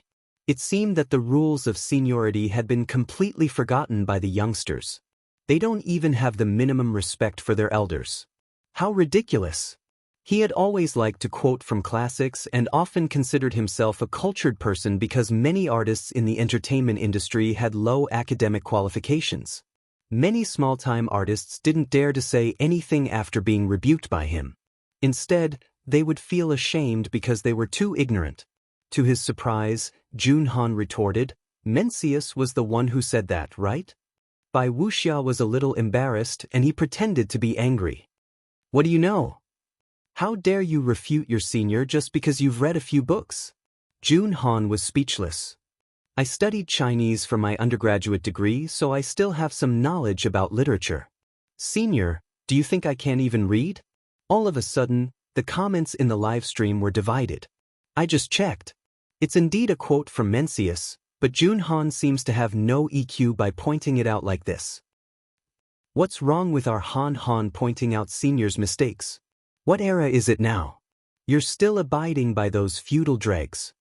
While the netizens were arguing ferociously, Shi Sui returned after feeding little Shiji. Bai Wuxia tried to get him to take a side and repeated what had happened just now. At that time, he had chosen the aspects that were beneficial to him. In the end, he said vehemently, Tell me, shouldn't we listen to Confucius? Am I right? Shi Sui said indifferently, Anyway, I know that Zhou Shuren didn't say that. Bai Wuxia. He had no idea why Shi Sui would mention this person, so he asked subconsciously, Who is Zhou Shuren? In an instant, The other people at the table tried their best to hold back their laughter. The live stream became a sea of joy. Haha, Shui is so sarcastic. If you know how to talk, then talk more. Where can I buy your works?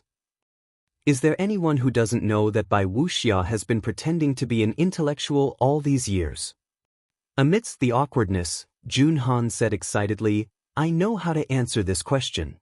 Using the tone of a primary school student reading aloud, he said, Zhou Shuren, a famous writer and thinker, Lu Sun. Chapter 467. When he heard the name, Lu Sun, Wuxia was stunned as if he had been struck by lightning. Well, what? The netizens in the live stream were already mocking her. Han Han, are you a primary school chicken? What the hell is with the tone of this poem recitation? I'm going to laugh my head off. First, she said that Mencius was Confucius, and now she doesn't know that Zhou Shuren is Lu Sun. Wuxia is the truly uncultured one. Let me give you a few examples. Sister E is from a top 2 university, Su Tumi is from the capital city drama academy, Junhan School is a little worse, but it's still a top-tier university. Although Shui didn't go to university, she was the top scholar of the college entrance examination back then. Wuxia is the only one who didn't finish junior high school. After a round of comparison, everyone seemed to have woken up from a dream and came to a sudden realization. It turned out that Wuxia was the one with the lowest educational background among the people at the table. Of course, it didn't matter if he had a low education. The tolerance of modern society was still very high. However, Wuxia's usual image was that of an intellectual. This time, it could be said that his image had collapsed, and it had collapsed completely. Wuxia came to his senses and flew into a rage out of humiliation. Shui must have done it on purpose. Otherwise, why didn't he directly mention Lu Sun, but Zhou Shuren? Wasn't this deliberately making things difficult for him? After cursing Shui's 18 generations of ancestors in his heart, he pretended that nothing had happened on the surface. He laughed and said, I'm getting old. My memory is getting worse. I'm not like you young people, who can remember it just by reciting it. Everyone, it would be a pity if you didn't use your face to cover the city walls. Director Zhu was even more embarrassed. He felt that he had lost too much face in front of Li Jianyu. Thinking about how Xianxia had suffered such a serious injury in order to save someone, and now she was disgusted by this kind of person, she couldn't help but want to compensate Li Jianyu, so she said, I heard that your overseas version hasn't passed the review yet? Li Jianyu said thoughtlessly, it seems to be going through the process. There's no rush. I'm already very satisfied that it can be broadcasted locally. Director Zhu's heart was as clear as a mirror. He said he was going through the process, but who knew what step he was stuck at? There were definitely people who didn't want Two Under One Roof to become popular abroad. He pondered for 2 seconds and said, I'll help you ask around. Maybe your overseas version will be broadcast earlier. Li Jianyu was dumbfounded. There was such a good thing? Was he some kind of European emperor? Why did it not only fall from the sky but also into his mouth every time? In order to cover up his previous mistakes, Wuxia kept feeding him chicken soup more frequently. He was like a walking life mentor, spreading the truth wherever he went. However, there was a saying in this world, the more you talk, the more mistakes you make. If it was a recorded broadcast, then there was still a chance for post-production editing to remedy the situation. Unfortunately, today was a joint event between National Citizen and Two Under One Roof that was being broadcasted live. He originally had a group of hipster and bourgeois fans who had specially come to watch the live broadcast to support him. But when they heard Wuxia's chicken soup that was full of flaws, they were really confused. Does Wuxia have real skills? Why does it sound so weird? Shui didn't say anything, but she raised her eyebrows slightly when he mentioned Xianxia. Why is there a saying in ancient times that men are in charge of external affairs and women are in charge of internal affairs? Of course it makes sense. I can't stand Xianxi's flamboyant personality. She's a girl after all. She should just stay at home and do the laundry and cook. Who would like her to show up in public like a man? Chapter 468. In the live stream, what kind of confusing statement is this? Why does Bai Wuxia look like he's been bewitched? How dare he sow discord in front of the wife-protecting demon? Welcome to the live broadcast. The more Bai Wuxia spoke, the more enthusiastic he became. During the recording of the show, she's so keen on being in the limelight. She loves to show off. In everything, going too far is as bad as falling short. Besides, she has no respect for her elders and doesn't take her seniors seriously. In the next second, Shui said indifferently, in Sister Yi's eyes, there's the sea of stars, the tranquility of life, flowers, grass, chickens, ducks, pigs, and geese, but there's no trash. Whoosh! Bai Wuxia's expression froze, and then he looked at Shui as if he had seen a ghost. The others at the dining table were speechless. Jun Han clenched his fists in excitement. As expected of Shui, he's awesome. Bai Wuxia gritted his teeth. Shui, what do you mean? Nothing. Shui smiled faintly. Her temperament was gentle, and her tone could even be considered gentle, but her eyes were indifferent. I just feel that Sister Yi is such a good girl, yet she's being criticized by some people who don't know what she is. I just feel that it's ridiculous and ridiculous. Bai Wuxia was about to explode in anger. After all, he had been popular before. Yet, Shui actually said that he was someone who doesn't know what kind of person he is. This was simply worse than being slapped in public. In the director's office, Li Jianyu was dumbfounded, and so was Director Zhu next to him. No one expected Shui to rebuke someone. Ruan Qing, on the other hand, crossed her arms and seemed to be deep in thought. Is she defending her sovereignty? All along, Shui and Xianxi's relationship during the live stream had always been indifferent. The two of them didn't communicate much, but they gave off a comfortable vibe. However, things were different today. Shui was showing his possessiveness towards Xianxia. Ruan Qing curled her lips and clicked on Untimely Fashions chat. She then slowly posted on Weibo. I'm serious. In the live stream, the bullet screen had already exploded. There were so many people's faces could not be seen clearly. Asher Ingdi is so strong. Voice breaking. Shui doesn't care about anything else, but when you mention Sister Yi, she immediately switches into battle mode. Bai Wuxia is really something. Of all people, he just had to go against Sister Yi. Isn't he just asking for trouble? Who said no one loves Sister Yi? Where's Spicy Tutu? Let me see your hands. It's the new year, it's the new year. Everyone, quickly think of a good location for the untimely wedding. How's the beach? The number of online viewers of Two Under One Roof had also reached an astonishing number, attracting the jealousy of countless peers. Recently, there had been a lot of people following the trend and doing live broadcast variety shows. However, no matter how hard they tried, they could only imitate and not surpass it. Nowadays, there were only a handful of people who could surpass 1 million online viewers. On the other hand, Two Under One Roof easily made millions of yuan. Tonight, it had soared to more than 9 million viewers.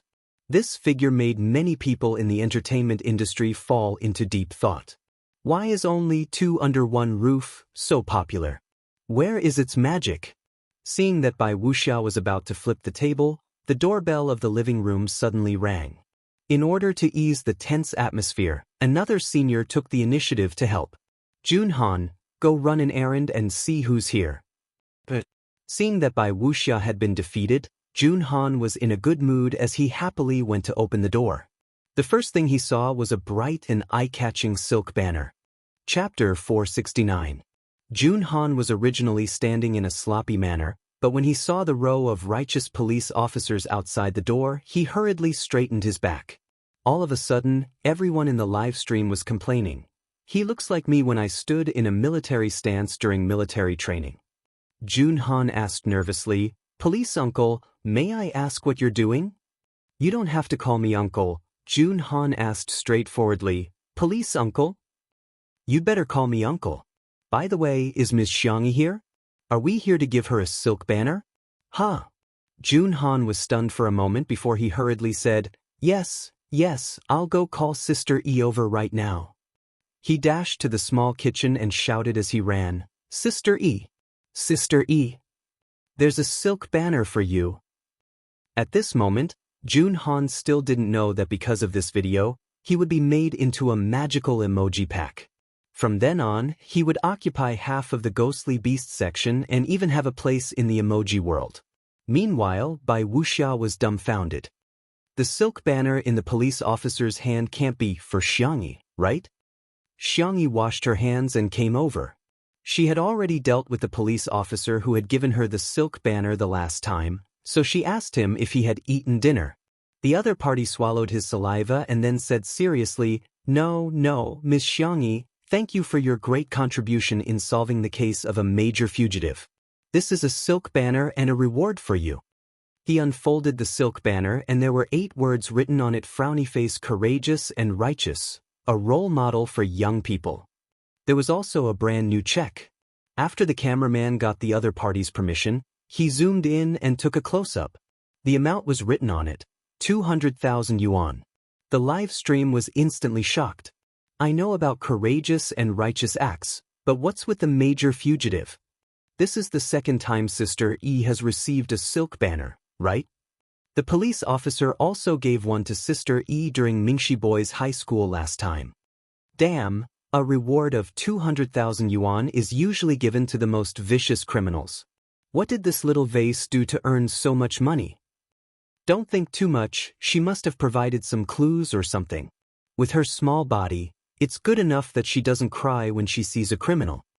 Many people thought that Xianxia might have seen the criminal and reported the case, but in the next second, she was slapped in the face.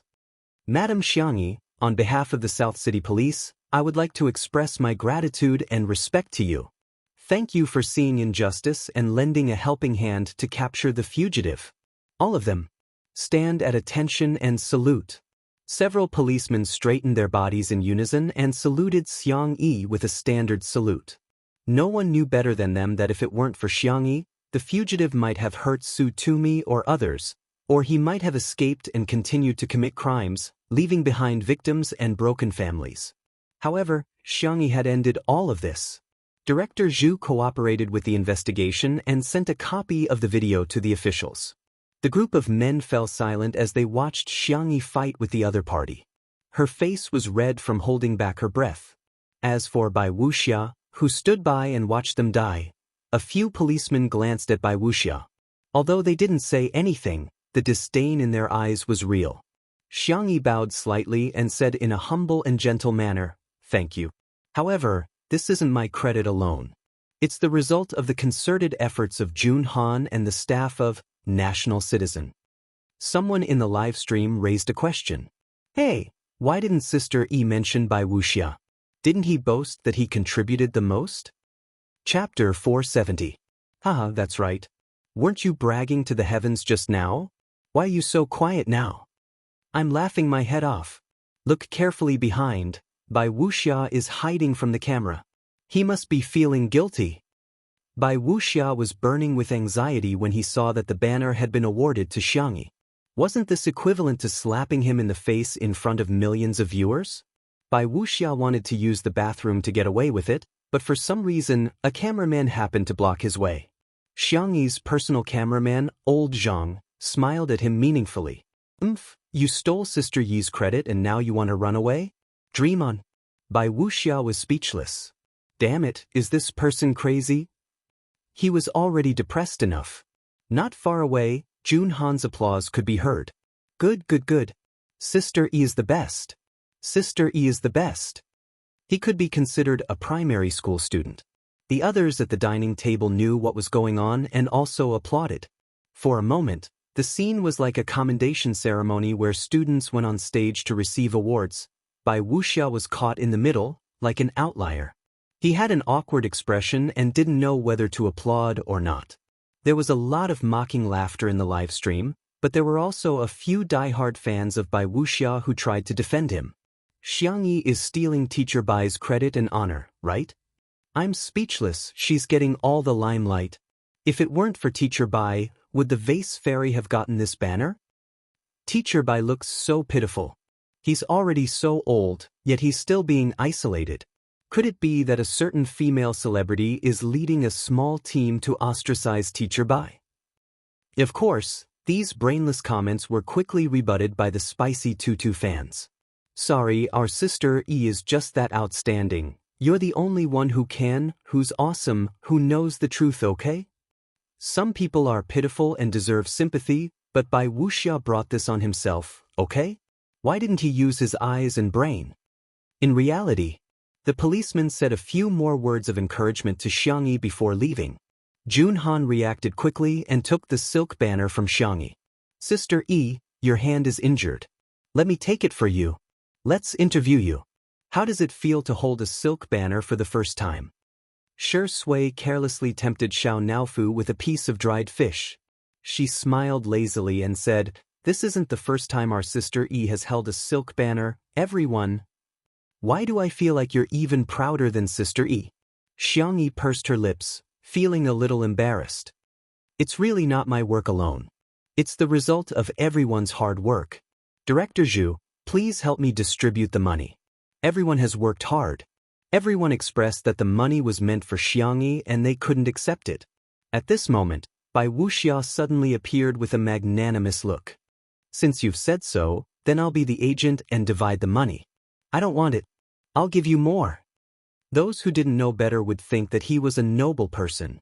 Even the people who were criticizing Bai Wuxia hesitated and stopped typing. He doesn't seem that annoying after all. Bai Wuxia was very proud of himself. He felt that his ability to react on the spot was too brilliant. Look, didn't I just avert the danger and get a good impression of myself? Young people are still too inexperienced to fight with me. However, in the next moment, the girl's calm and indifferent voice sounded. Senior, you're worrying too much. I never intended to give you this money. Chapter 471. Xiangyi's voice fell. Apart from Shi Sui, everyone else's eyes widened in shock. Isn't Sister E a soft girl? How come she's even tougher than Shi Sui? A huge controversy broke out in the live stream. Some people felt that Xiangxia was too rude, while others felt that there must be an inside story. More people sent links to the live stream of Two Under One Roof to invite their friends over. Hurry, come and watch the drama. The number of viewers in the live stream increased greatly, making countless peers in the industry cry. There must be a script, right? Otherwise, how can it be so exciting? First, Shi Sui insulted me, then Sister E confronted me head-on. Even a million screenwriters wouldn't dare to write such a script. Bai Wuxia's face instantly turned as black as the bottom of a pot.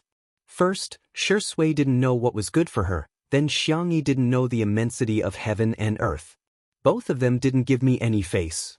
What's the difference between this and slapping me in the face? Bai Wuxia was so angry that he laughed, looking like a loyal minister who had been framed. He was indignant and self-deprecating. I originally had good intentions, but I didn't expect that my good intentions would turn into a bad thing. Forget it, how can an old man like me join in the fun of you young people? He made it sound like he was really being ostracized and isolated. His acting skills were superb. Needless to say, this scene was quite infectious. Some netizens were emotionally swayed by his words, but then they heard Xiangxia ask in confusion, Senior, are you illiterate? Jian, Yi, Yong, Wei, means to fight against illegal acts and protect others. Senior, you didn't do anything, so you're not entitled to this money in the first place, right? The girl wasn't arguing, but was seriously questioning. Even her tone was as if she was discussing an academic issue. Everyone was speechless. Sister E is awesome. She spoke their minds. And she hit the nail on the head. Especially Junhan, who secretly gave Xiangxia a thumbs up with his hands hanging by his side. As expected of Sister E. Bai Wuxia, on the other hand, felt as if he had been punched in the face and almost fainted. He had been in the entertainment industry for so many years and was used to all kinds of plastic flowers on the surface, beating around the bush, making moves behind people's backs, and fighting in the dark. But he had never seen anyone openly fall out with him. Xiangyi's words and Bai Wuxia's reaction caused an uproar in the live broadcast room. F***ck, so Xiangyi means that Bai Wuxia has been standing by and watching? This is too disgusting. She clearly didn't leave, but she still wants to steal the credit. You're really disrespectful. He's really insulting the stage name by Wuxia. Flawless white jade, a modest gentleman, was he worthy? He's not worthy. Bai Wuxia's fans were even more devastated. They tried their best to protect Bai Wuxia, but in the end, they found out that Bai Wuxia was a coward. Who could bear this? You can choose not to save them. Although it's not morally justifiable, there's no legal obligation to ask for help. But you didn't save him, but you still boasted that you saved him. That's disgusting. Bai Wuxia was enraged to the extreme. You're slandering me. There are so many pairs of eyes watching. Do you think I'm the kind of person who would leave someone in the lurch? There was dead silence. Bai Wuxia panicked a little and looked at Jun Han first. Little Jun. Jun Han pretended to be crazy and said, Bai Wuxia looked at another old actor, hoping that the other party would speak up for him on account of their many years of friendship. Old Gao said, what did you say? I can't hear you clearly. I'm old, my hearing is bad. Chapter 472. No matter who Bai Wuxia looked at for help, no one spoke up for him. Bai Wuxia was really flustered and scared this time. The netizens also came to their senses. In a sense, not expressing their stance was also a way of expressing their stance. I've seen people who are unpopular, but I've never seen someone so unpopular. Everyone kicks a man who's down. Bai Wuxia is a good example of that saying. In other words, Bai Wuxia really didn't do anything, and he might even have left her in the lurch. That's why everyone is angry. The public opinion was one-sided, and apart from Bai Wuxia, there were only a few fans who were still clamoring. Gossip is a fearful thing, and 3 people make a tiger out of it. Public opinion can melt metal, and accumulation can destroy bones. Don't you guys have a conscience for treating an old artist like this? Who knows if these people are being threatened? It's ridiculous that there's no smoke without fire. If you have the guts, show me the evidence. I'm a skeptic, and I don't believe in witnesses. I only believe in physical evidence. The planner of National Citizen happened to see this comment and showed it to Director Zhu. Director Zhu was speechless for a while. After pondering for a moment, he whispered a few words to Li Jinyu. Li Jinyu was particularly terrified after hearing this. That's not very nice, Director Zhu. I'm not worthy. There are some things that I can't say, so you can only lead the way. Director Zhu smiled bitterly. Do you want to see Sister Yi get criticized? Li Jinyu was silent. After spending so much time together, he had long been conquered by Sister Yi's culinary skills, her personality and charm. She was such a gentle and determined girl. If it weren't for him, she might not have been involved in the whirlpool of public opinion. Although he called Xianxia Sister Yi, he really treated Xianxia as his younger sister. Sister Yi deserved to be pampered and not be wronged at all. Li Jinyu, okay, I'll go. While the table was in a deadlock, Li Jinyu's voice suddenly rang out with a megaphone. Dear viewers, please keep your eyes peeled for National Mass Workout on Saturday at 8 p.m. This episode will feature the newly crowned Best Actress Su Tumi, the powerful idol Jun Han and other celebrities, as well as our sister Yi and Shi Sui. Of course, I'll also have 3 seconds of HD 4K footage. Welcome to the show. While the guests and audience were dumbfounded, he even coughed and said, Director Zhu, it's time to settle the advertising fees. In an instant, the netizens began to mock him. Why are you calling him Director Zhu? Call him Daddy. Son, why are your advertisements always so unexpected? Wow, there's actually a 3-second scene. Our Yuyuzi's online debut must be a flowery one. The audience didn't understand the deeper meaning, but Bai Wuxia understood instantly. Director Zhu didn't seem to say anything, but he was actually expressing his stance through Li Jinyu. Video. The production team must have a video. Bai Wuxia was scared, angry, hateful, and regretful. His emotions reached a critical point and he couldn't help venting all of them to Xianxia. Get lost. Get lost. What right does an artist like you have to participate in the recording? If it weren't for Xianxia, would I have turned a blind eye to her plight? If it weren't for Xianxia, would I have ended up like a clown? Bai Wuxia's facial features were distorted, and his originally elegant and handsome face became extremely menacing. Everyone was watching. The slender and fair girl glanced at him indifferently and said calmly, "I don't mean to offend you. I'm just reminding you that this is my home." Chapter 473. This home. Those words were like a curse that kept repeating in Bai Wuxia's mind. He had completely lost control of his expression, as if he had heard something extremely terrifying.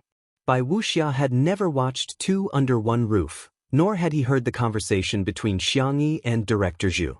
Hence, he had no idea that the manor belonged to Xiangyi's family. At this moment, his pupils constricted and he almost vomited blood. Such a large manor actually belongs to Xiangyi's family? Bai Wuxia choked for a long time before saying, "Okay, I'll leave then. I'll leave, all right?" He thought that someone would more or less try to persuade him to stay. However, something awkward happened. Be it the veteran actors, Jun Han, or Director Zhu, no one in the production team of National Citizen tried to persuade him to stay. That was not the worst. The one who dealt the most critical blow came from Shui. The man was elegant and gentle. "Sorry for the inconvenience. Take care, I won't see you out." Bai Wuxia was speechless. He was so angry that his head hurt. He didn't know if it was an illusion, but he felt a metallic taste in his throat. The netizens also flooded the live stream with comments. "Get lost, I won't see you out." "I'm dying of laughter. He actually told Sister E to get lost. What a big face." Bai Wuxia has been taking advantage of his seniority for a long time. Finally, someone can teach him a lesson. "I'm so happy." In the vast night sky, Bai Wuxia left in a sorry state. Old Zhang was so evil that he didn't even give him a single screenshot. The consequence of offending the cameraman was that he wouldn't get a single screenshot. For an artist like Bai Wuxia, having no popularity was worse than any form of punishment. Bai Wuxia got into the nanny van, thinking that he had already been humiliated enough. To his surprise, when he turned on his phone, he saw that several entertainment news apps were promoting his scandals. An old actor with good morals and skills? No, he's weak and incompetent. What a coward. Bai Wuxia's car crash. Click on the link below to watch the face-slapping video. Who would have thought that the former Bai Wuxia would turn a blind eye to his plight?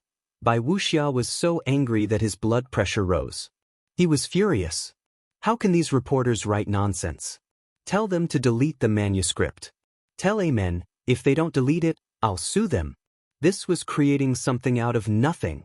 It's just a rumor. The assistant trembled. "Teacher Bai, something happened." Auntie Jean was Bai Wuxia's loyal fan since his debut. She had also changed from being called Xiao Jean to Auntie Jean. When she found out that Bai Wuxia was participating in the live broadcast, she had been watching. In Auntie Jean's eyes, Bai Wuxia had his own filter. He symbolized the beauty of her youthful days of simply liking someone. Therefore, no matter how many loopholes Bai Wuxia made, she could always find a reason to defend herself. When she saw some people saying that there was no evidence to prove that Bai Wuxia did not save her, she suddenly had an idea and thought that she had thought of a wonderful idea. Perhaps, the situation at that time had been filmed by the production team of National Citizen. With the mentality of giving it a try, she relied on her strong ability to find a hacker and get the video of that time. Unexpectedly, after the hacker got the video, the more he looked at Bai Wuxia, the more he disliked him. He even directly exposed the video of Bai Wuxia not saving him. As a result, the video went viral on the internet.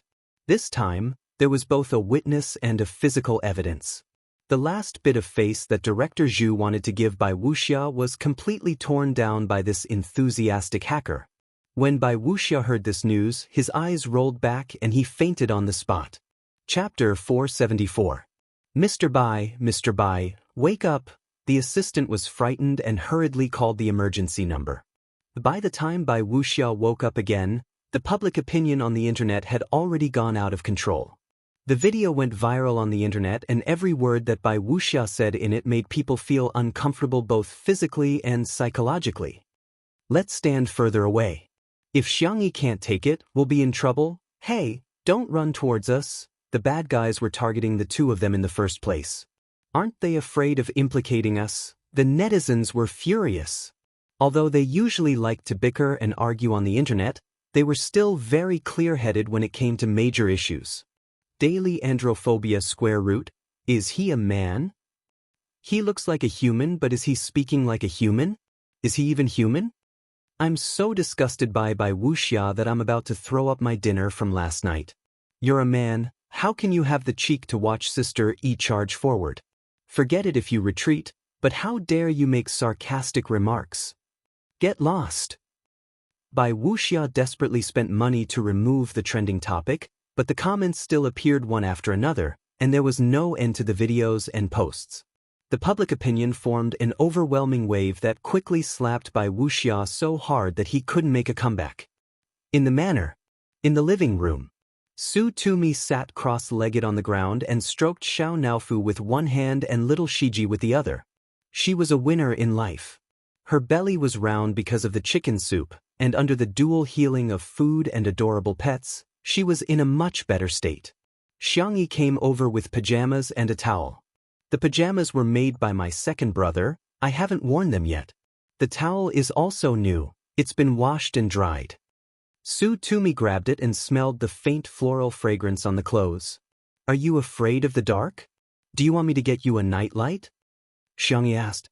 Then she felt someone tugging at the hem of her clothes. Su Tumi blinked and said coquettishly, Sister Eep, can I sleep with you? Xianxia said, it's not impossible. Oh yeah, that's good. I'll take a shower now. The live stream room was instantly filled with demons. This sweet and soft CP is going to explode. Jiang Jujio, you there? Do you still remember me by the Daming Lake? Oh, our sister Yi's harem has grown stronger again. Bestow a perfume pouch, leave a plaque, and be conferred the title of imperial concubine. Look closely at the look in Shui's eyes. I'm laughing so hard that my head is about to fall off. Someone hold it for me. Everyone noticed Shui's expression and found that it was indeed very subtle. For a moment, the live stream was filled with laughter. There were also untimely CP fans who stubbornly said, so what if you want a harem, but our Shui is the real one? The live broadcast ended. Director Zhu's material was almost done. Although Xianxia said that they could stay the night, he still left with the crew. Sister E was such a good person. How could she bear to cause trouble for her? Li Jinyu and Ruan Qing sent him off. Director Zhu, don't forget about my 3-second shot. Director Zhu laughed and said, of course. Ruan Qing expressed her gratitude to him.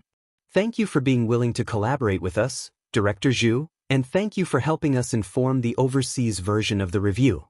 This is just a token of our appreciation, please accept it. Director Zhu was about to decline, but he heard Li Jinyu say, this is the salted fish and smoked bacon that Sister E made, as well as the spicy rabbit head and sauced beef from Little Rabbit Farm. Who can resist this? Chapter 475. How can I accept that? Although he was more polite than anyone else, Director Zhu picked up the gifts faster than anyone else. With a radiant smile on his face, he exclaimed, Sister E, you're so nimble. The other staff members of National Citizen were dumbfounded. Director, I thought you didn't accept any gifts. Why are you accepting them today? Have some backbone. But then again, these are really delicious. Slurp. Su Tumi went to take a shower, leaving the two of them alone in the living room. Only then did Xianxia realize that she seemed to have a boyfriend today. The man was sitting by the French window, casually flipping through an English novel. His gold-rimmed glasses were placed on the bridge of his tall nose, and his upturned peach blossom eyes were hidden behind the lenses. He was clearly keeping a low profile, but he was so dazzling that he couldn't be ignored. Feeling a little guilty, she poured a glass of water and scurried towards him. Boyfriend, have some water. Shui looked up with an ambiguous gaze. You finally remembered that I'm your boyfriend? Xianxia looked at him eagerly. I'm sorry, I'm not used to it yet. Looking into his starry doe eyes, Shui felt extremely helpless. What should I do? I haven't even coaxed him and he's already not angry anymore. He closed the book, and under Xianxi's puzzled gaze, he hugged her waist, carried her to the small coffee table and sat down. Xianxi began to stutter. Get used to my existence, girlfriend. The man's voice was deep and alluring as he buried his head in her fair neck and rubbed it twice. Her heart was beating wildly.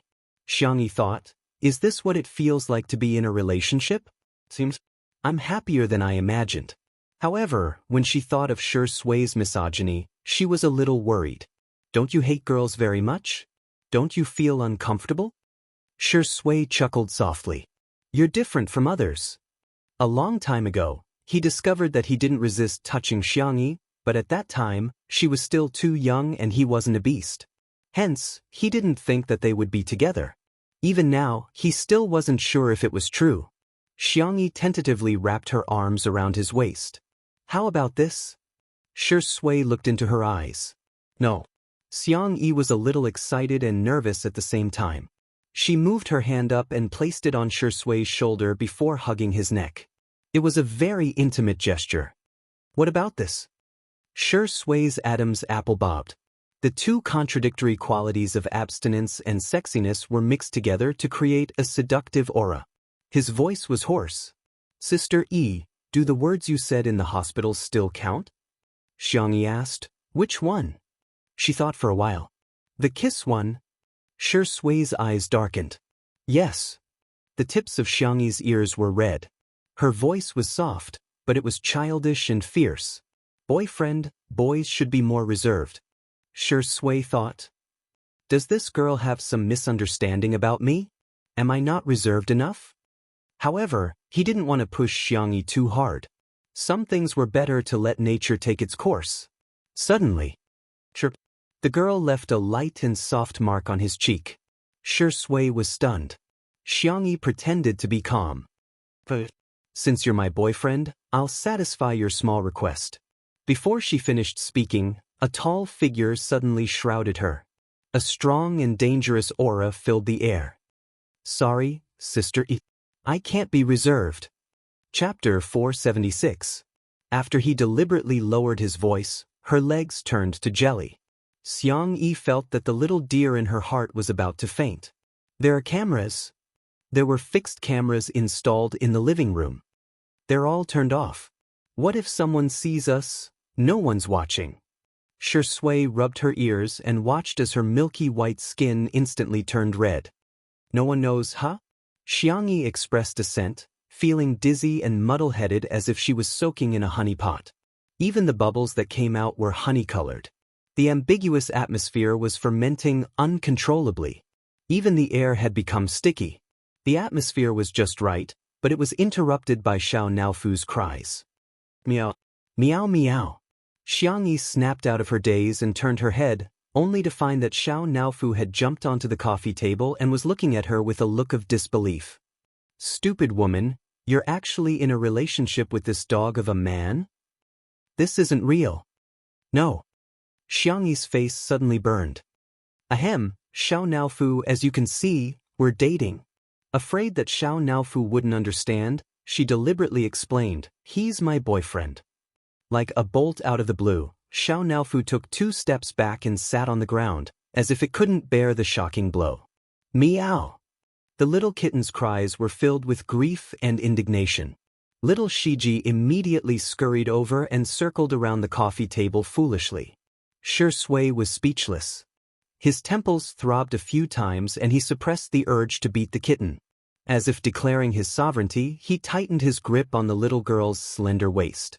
Sister E. There was a trace of enchantment in the man's pleasant voice. Help me take off my glasses. Xianxi, who was still thinking about what delicious food to make to coax Xiao Naofu, helped him take off his glasses in a daze.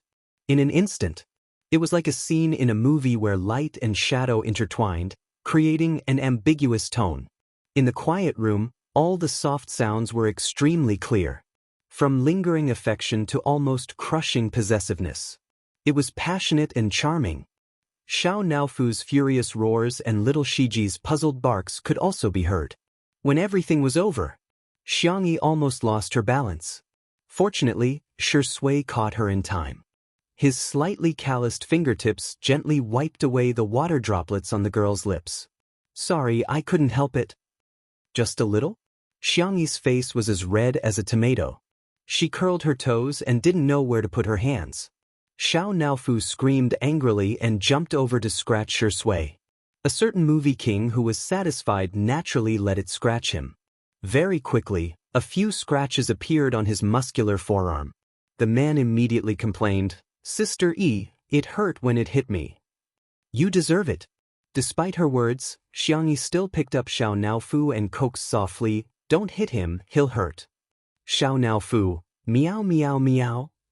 Don't I feel heartache? Shui leaned over and asked innocently, Sister E kissed me. Why don't I kiss you instead? It'll be an indirect kiss. Xiao Naofu kicked its short legs in the air. Meow meow meow. This sentence is too meow meow language, it can't be translated.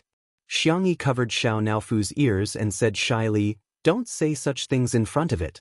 Kittens can't listen to such impure things. Shui chuckled. She thought to herself, not only does he dare to say it, he also dares to do it in the future. Chapter 477. Xianxia had no way of knowing what the man in front of her was thinking. When she saw Shui nod, she felt relieved. Little did she know that he only promised not to say or do anything in front of Xiao Naofu. However, he didn't promise not to do it behind Xiao Naofu's back. As for Xiao Naofu, it cried loudly like a child who had lost its beloved toy. Will my stupid woman abandon me after having a dog-like man? The more Xiao Naofu thought about it, the sadder it got as it sobbed. Stop crying, stop crying. Xianxia panicked and said, Shall I get you some canned food? She jumped off the coffee table and went to Xiao Naofu's exclusive snack cabinet to get some food for it. Shui slowly put on his glasses and regained his gentlemanly demeanor. However, as soon as he spoke, he began to whine. Little fatty, you look so ugly when you cry. Xiao Naofu was speechless. Damn it, what did you say? I'm fat? I'm ugly? Wah! Xiao Naofu cried even harder. Little Shiji bit Shui's trouser leg and barked a few times. Woof woof, woof woof woof. Tisk, you're quite protective of it, Shui lamented. Xianxia hurried back and coaxed Xiao Naofu for a long time before it finally ate the canned food while sobbing. At night, he even insisted on sticking to Xianxia to sleep together. Fortunately, Su Tumi didn't mind the cat on the bed either. Hence, the two girls shared a bed with the cat. Little Shiji had nowhere to go and soon forgot about Shui bullying Xiao Naofu. It ran to his bed and snuggled up to sleep. Shui was speechless. Even Xiao Naofu can sleep with Sister E. Meanwhile, he only had the dog to accompany him. It was very annoying. Su Tumi stayed in the manor for a few days and planted flowers and vegetables with Xianxia every day. From time to time, she would go to Little Rabbit Farm to experience the joy of high-tech farming. When her manager, Sister Yen, came to pick her up, she refused to leave. I'm not leaving. I want to stay at Sister Yi's house. Sister Yen was speechless. Hua Hua, do you still remember that you are an actress? She just won the Best Actress award. I'm not listening. It's time for me to go feed the pigs. In the end, Sister Yen had no choice but to get the bodyguards to hold Su Tumi up and force her into the nanny van. Su Tumi looked out of the car window and burst into tears. Sister E, I can't bear to part with you. Woo, you should fatten Little Black up a bit. It's too skinny, it'll be too dry to eat. Xianxia was a little sad because of her, but when she heard this, she couldn't help but laugh. I'll remember that. This scene was completely broadcasted live. The netizens were laughing like crazy. What kind of immortal treasure is this girl? Ha, Su Tumi is crying while thinking about food. That's so funny. Woo, is the sweet and soft CP going to be broken up like this? No, I really like this pair. All of a sudden, an extended luxury car suddenly stopped beside Su Tumi's car. The car door opened automatically, and a pair of long, slender legs appeared in front of everyone's eyes. He was wearing a pair of sneakers, jeans, and a white hoodie. He was dressed in a simple and clean outfit, but he exuded an artistic and fashionable aura. The cameraman glanced over in confusion, allowing the netizens to see the person's face clearly. It was a pale and weak young man with an angelic face. When the wind blew, he covered his face with his hand and coughed twice. His fingers were fair and slender with well-defined joints. A red rope was wrapped around his wrist, which was particularly eye-catching. Chapter 478. The comments section of the live stream immediately exploded. Is this little angel a guest? Sickly brother, I can do it. Sue to me, hurry up and leave, I can be a new couple. Sue to me? Sister E and I are a sweet couple. Are we not worthy of a name so soon? Oh, it's little Nocturne. She's the main streamer of Xianxia live stream's music section. She's super impressive with the piano. Ling Yi stared at Xianxia for a few seconds from afar, and his long, curly eyelashes fluttered like the wings of a butterfly. Shui asked softly, Do you know him? Xianxia shook her head and said, No, I don't. A melodious northern accent sounded. Hey, are you all out to welcome me? You guys are being too polite. Only then did everyone notice that there was a plump middle-aged man standing on the other side of the car door with a smile. They actually invited the famous folk musician, Xianxia. Xianxia had appeared on the Spring Festival Gala several times and could be considered a household name. The Swona was also well known in the folk music circle. In the past 2 years, he would occasionally participate in variety shows too. As long as he was on the show, there would definitely be no shortage of jokes. However, such an existence had actually been neglected for a long time. The reason was none other than that Ling Ye's face was too eye-catching. Xianxia was today's guest. Shui, Xianxia, and the others stepped forward to greet him. After exchanging a few pleasantries, Xianxia introduced, This is my little disciple, Ling Yi. The netizens in front of the screen were all stunned. A big shot like Xianxia wouldn't easily take in disciples. If he did, it would be like passing down the teachings of a master in Wuxia novels. The youngest disciple would often be the last disciple. Everyone looked at Xianxia, who had a small belly, and then at the pale and coughing Ling Yi. They were all confused. A pop-up comment expressed everyone's thoughts. Teacher Tian, with all due respect, the two of you have completely different styles. Everyone imagined the little angel playing the Swona with Xianxia with his cheeks puffed up. No matter how angelic he was, he couldn't resist the perverted Swona. Xianxia pretended to be angry. What's with your expressions? Apart from the Swona, I can play the flute, and guzheng a little. It was no exaggeration to say that Xianxia was an all-rounder in music. Ling Yi took the initiative to introduce himself. I learned the zither from my master when I was 3 years old. Please give me some pointers. So that was the case. With this explanation, whether it was the staff at the scene or the audience in front of the screen, they were all secretly relieved. No one expected Ling Ye's next sentence to cause an uproar. Sister, do you still remember me? The young man's eyes were a clear amber color, and his eyes were round. He stared at Xianxia without blinking. Everyone's gaze turned towards Xianxia in unison. The girl looked confused. Have we met before? Ling Yi lowered his long eyelashes and pursed his thin lips tightly. As expected, Big Sister doesn't remember me. For a moment, Xianxia felt that many of the female staff members were looking at her as if she was a scumbag who had abandoned her husband and child. I'm sorry, she said. Big Sis didn't do anything wrong. You don't have to apologize, Ling Yi said as he handed over a gift box. This is my gift to Big Sis. Xianxia opened it. Inside was a still and quaint bamboo flute. It was very small and suitable for girls. Xianxia didn't forget to speak up for his little disciple. From cutting, painting, drilling, tuning, winding, and engraving, Ling Yi did everything himself. Ling Ye's eyes were filled with tears. He was nervous and expectant. Big Sis, can you accept it? Chapter 479. Xianxia was always much more tolerant of good-looking children. Besides, they were so polite too. Xianxia said, I won't stand on ceremony then. Thank you for the flute, it's very beautiful. Seeing that she accepted it, the corners of Ling Ye's mouth curled up slightly, making his pale face look livelier. Su Tumi's nanny van drove away and everyone walked towards the living room. Halfway there, Shui raised her eyebrows and asked ambiguously, "You don't know him?" Xianxia said innocently, "I really don't know him." Their conversation reached the ears of the netizens in the live stream. Tiski, a certain best actor is jealous. Shui, look at my hair color, does it have a tinge of green? Haha, as long as I have enough CPs, I can have twice the sugar and twice the happiness. In the gazebo in the courtyard. Although Xiangyi's hands were inconvenient, she had no problem adding some seasoning. She asked in a warm voice, "Senior Tian, Ling Yi, do you have anything you want to eat for lunch?" Tianji said, I've been on a diet recently. I'll just eat some steamed coarse grains. Otherwise, I'll get scolded again when I get home. Tianji was known for being a henpecked husband in the industry. As soon as he spoke, the netizens in front of the screen couldn't help but laugh.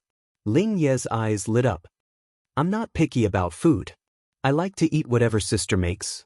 Xiangyi nodded slightly. "He's not picky about food.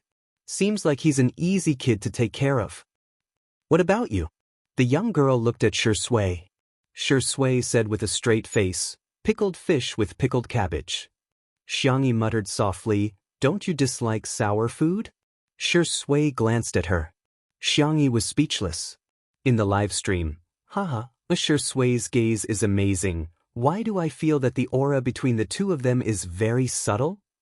"Shui, I'm a pickled cabbage fish. It's too much and too much."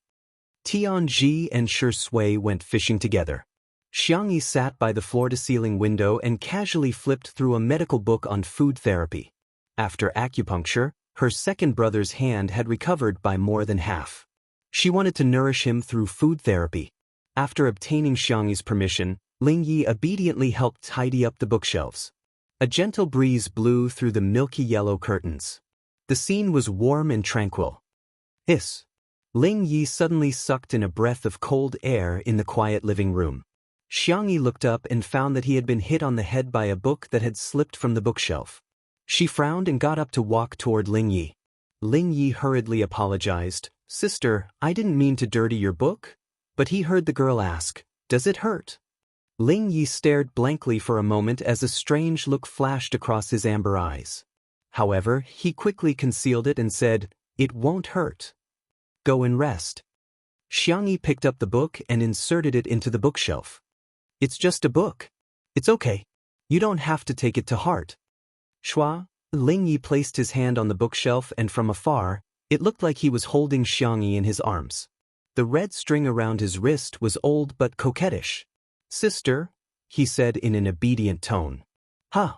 Xiangyi turned her face to the side and only then did she realize that the two of them were a little too close to each other. She frowned in displeasure and wanted to retreat, but Ling Yi blocked her way with his other hand. It was a standard Cabodan posture. "Actually, I didn't recognize you at first either.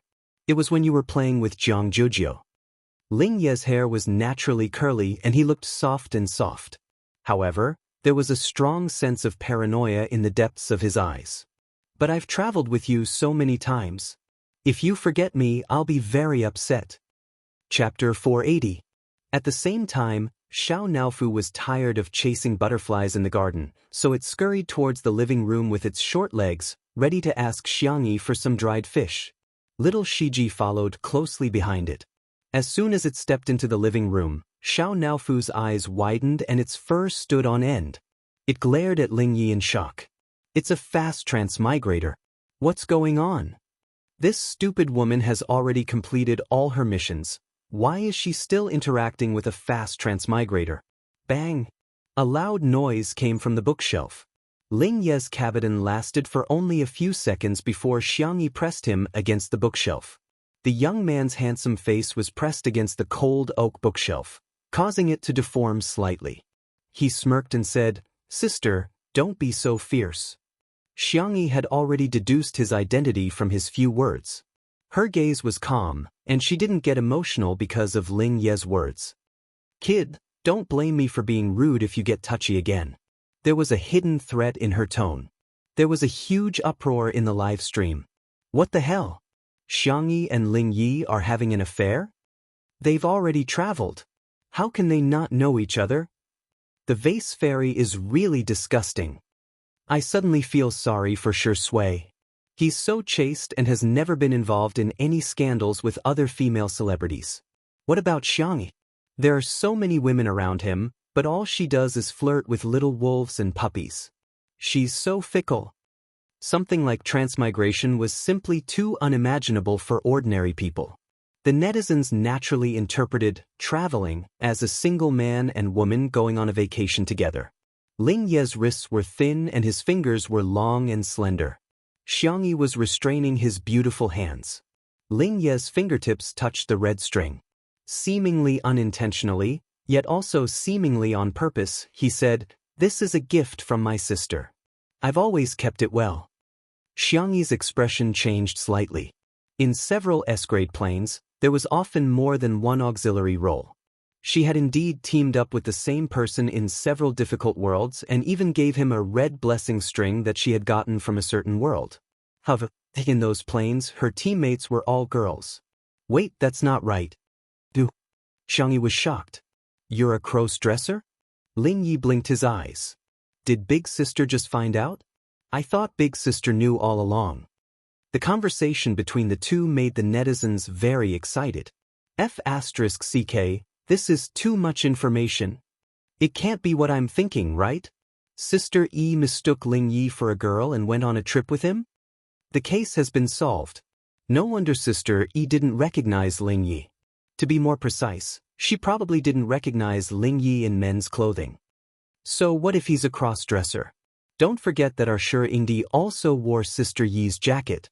When it comes to cross-dressing, our Ingdi won't lose, humph. Some Shui sister's competitive spirit is a bit too strange. Perhaps because he had been pressed down for too long, Ling Yi began to show signs of weakness. Big Sister, it hurts. Xianxia hadn't recovered yet and her reaction was inevitably a little slow. Just as she was about to let go, she suddenly heard Ling Ye's coquettish tone. Big Sister, I'll be good from now on. Can you not be so rough with me next time? Xianxia was confused. A cold and languid voice suddenly sounded in her ears. Sister E. Xianxia was speechless. She turned her head abruptly, only to discover that Shui was standing at the door with his back straight and handsome. Special note, not updated on 9/19, but updated on 9/20. Good night. Chapter 481. When the camera panned to Shui, the netizens watching the live stream got excited. What a scene! Let's fight. Shui is going to pull Ling Ye's hair. Sister E is so adorable when she's confused. Shui, what are you waiting for? Go and kiss him. Let your younger brothers see what it means to be evil in society. Xianxia snapped out of her daze and immediately let go of Ling Yi. She jogged towards Shui and stopped a few steps away from him. Why are you back? Did you catch any fish? I'm here to get some water for Senior Tian, Shui said in a natural tone without even looking at Ling Yi. How's your hand? The pain of a broken bone was nothing to Xianxia. Besides, she had been resting for a few days and was feeling much better. However, in front of Shui, she couldn't help but behave coquettishly. It hurts a little. Seeing Shui frown, Xianxia regretted her words and corrected herself. Just a little. Not far away, Ling Yi was leaning against a bookshelf. His body was very sensitive to pain, and even though Xianxia hadn't used much strength just now, he could still feel a sharp pain in his wrist. His face was pale and his forehead was covered in cold sweat. As he watched the interaction between Xianxia and Shui, there was a hint of envy in the depths of his eyes. Shui coaxed her to sit down on the couch by the floor-to-ceiling window, not forgetting to put a cushion around her waist. He placed a small blanket on her lap and pulled the charging cable to her hand. On the table in front of her, there were medical books, a magazine, fruits, snacks, and flower tea. Have a good rest, Shui said gently. Xianxia nodded and sat down obediently. Ling Yi was speechless. She was so cold in front of him just now. Why did she become so soft in front of this man? Seeing Shui take out a pot of cold tea from the fridge, Ling Yi stepped forward and said, Mr. Shi, let me accompany you. Shui nodded slightly. The two of them walked side by side to the pond. After walking for a long distance, the two of them were still safe and sound. The netizens were a little disappointed, but they heard Ling Yi slowly ask, "Does Mr. Shi like Sister Xianxia?" The netizens. F***y little brother, you're a little bold. Hey, she's hitting a straight shot. Good question. I've always wanted to know how Shi Ingdi feels about Sister E. The cameraman switched the camera to Shi Sui's face. The man's face was chiseled, and his jawline was smooth. No matter how bad the angle was, there was no fault to be found. In front of the screen, many of the Shi Sui sisters thought that Shi Sui would be able to solve this problem easily with his EQ. For example, Sister E is so outstanding, who would hate her? Another example was, children asking such questions, are they looking for puppy love? Aren't you afraid that I'll inform your parents? However, to their surprise, Shi Sui said calmly, yeah, I like her. In an instant, the cameraman's hands trembled and he almost dropped the expensive equipment. The comments in the live stream seemed to have been cleared. 1 second, 2 seconds, whoosh. Overwhelming comments filled the entire screen. Like? Shi Ingdi said he likes her, right? He admitted it. This D***M man finally admitted it. The whole building is filled with my rooster cries. Come and tell me loudly, it's inappropriate, yes. Really? Yes. Chapter 482. To everyone's surprise, Shi Sui didn't beat around the bush or throw the question back at them. Instead, he openly admitted to his feelings for her. Not only did the livestream cause a sensation, but the hashtag Shi Sui's confession hashtag also quickly became a trending topic on Weibo. It wouldn't be an exaggeration to say that it was the hottest topic on the internet. Ling Yi was stunned for a moment. He didn't expect Shi Sui to give such an answer. He adjusted his mood and said with a smile, after all, who wouldn't want to get close to such a warm person like Big Sister? Shi Sui glanced at him indifferently. For some reason, Ling Yi felt a dangerous aura from him. He had traveled through many worlds, and even if he had met people of high status or extremely powerful martial arts, none of them had made him as wary as the man in front of him. This guy, what kind of existence is he? Ling Yi suddenly felt uncertain. Mr. Shi, are you afraid that I'll snatch Big Sister away? He tilted his head and revealed a harmless smile. His facial features were exquisite, and his hair was slightly curly. He's really an angelic young man. As for whether or not he had Satan in his heart, that was still up for debate. Shi Sui, you won't be able to snatch her away. Ling Yi was curious. Are you that confident? The mature and noble man lowered his eyes and chuckled. Because I believe in her taste. She'll definitely choose the best one. Xiao Naofu, who was secretly following behind the two of them, frowned when it heard this. It had the urge to spit out its furball. It had never seen such a shameless person. Ling Yi originally thought that Shi Sui was a gentleman, modest, and polite person. However, the system's voice suddenly sounded in his mind. According to my speculation, there's a 90% chance that he and Miss Xianxia are together. **CK. Ling Yi's feelings were very complicated. Soon, they walked to the side of the pond. Ling Yi obediently poured a glass of water for his master and then accompanied him to fish. Tanya took a sip and praised, Osmanthus oolong? It turns out that cold-brewed tea has a different flavor too. Shi Sui said, Sister E has made a lot of tea bags recently. If Senior likes them, you can bring a few more flavors to try when you leave. Ling Yi heard the system say, look, he's already acting like the male host. Why don't we just forget about it? Miss Xianxia is so beautiful, she's destined to be someone you can't get. Ling Yi fell silent for a moment as he recalled how popular Xianxia was in other transmigration worlds. Fast transmigrators often experienced life and death, betrayal, separation, deception. Some people might have completed their mission, but they had lost their humanity. However, Xianxia was still able to treat people with gentleness, which made her seem even more precious. He was so impatient that he didn't catch a single fish for a long time. On Shi Sui's side, fish were lining up to take the bait. Tianji also caught a lot of fish. It's almost time. Let's pack up and go back, Tianji said. Shui responded and threw the fish back into the pond. Releasing small fish was an old tradition for fishermen. Tianji asked, "Do you fish often? What's the highest record?" Most people would answer the number of fish they caught or what rare species they caught, but Shui smiled and said, "Those who are willing to take the bait." And it was a Sister E mermaid. Tianji was very experienced in life and understood everything with just 4 words. He squinted his eyes and smiled without saying anything. The next second, the cat's meow attracted everyone's attention. They saw the white, soft and fluffy Xiao Naofu blocking Ling Ye's way and roaring fiercely. Meow meow meow. Chapter 483. Stop. Don't move. This who has something to say to you. Although Ling Yi didn't understand cat language, his system did and signaled for him to stop. Is this cat a spirit? No, this is a godless world, so it's impossible for it to become a spirit. The system muttered to itself. According to speculation, it may be a creature from another plane, and the possibility of it being a fast transmigrator cannot be ruled out. Ling Yi thought for a moment and smiled at the cameraman. It's dangerous for the kitten to be alone by the river. I'll accompany it for a while. Uncle, can you go back first? In this world, not many people could resist such a smile. The cameraman agreed to Ling Ye's request in a daze. Shui pushed her gold-rimmed glasses and narrowed her eyes slightly. Tianji, children are so playful. Let him stay with the kitten. Let's go, I'll teach you how to play the Swona when we get back. Shui couldn't help but laugh.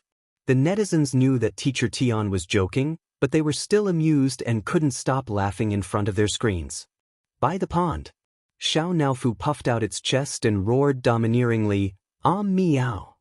Don't bully this stupid woman, she has this hoo-hoo to protect her."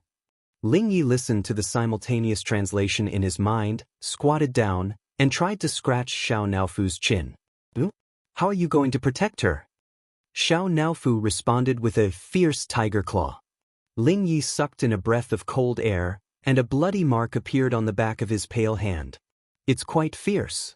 He sighed. Xiao Naofu rolled its eyes at him. Ling Yi simply sat down on the ground. He didn't mind the dirt and coughed twice in a low voice. In order to show my sincerity, I promise you that I won't hurt her. However, shouldn't you also explain your identity, Kitten? Xiao Naofu was furious. As it yelled, the system translated, "Are you blind? I'm not a kitten, you King idiot." Ahem, the profanity has been blocked for the host. Hey, it mentions systems and fast transmigrations.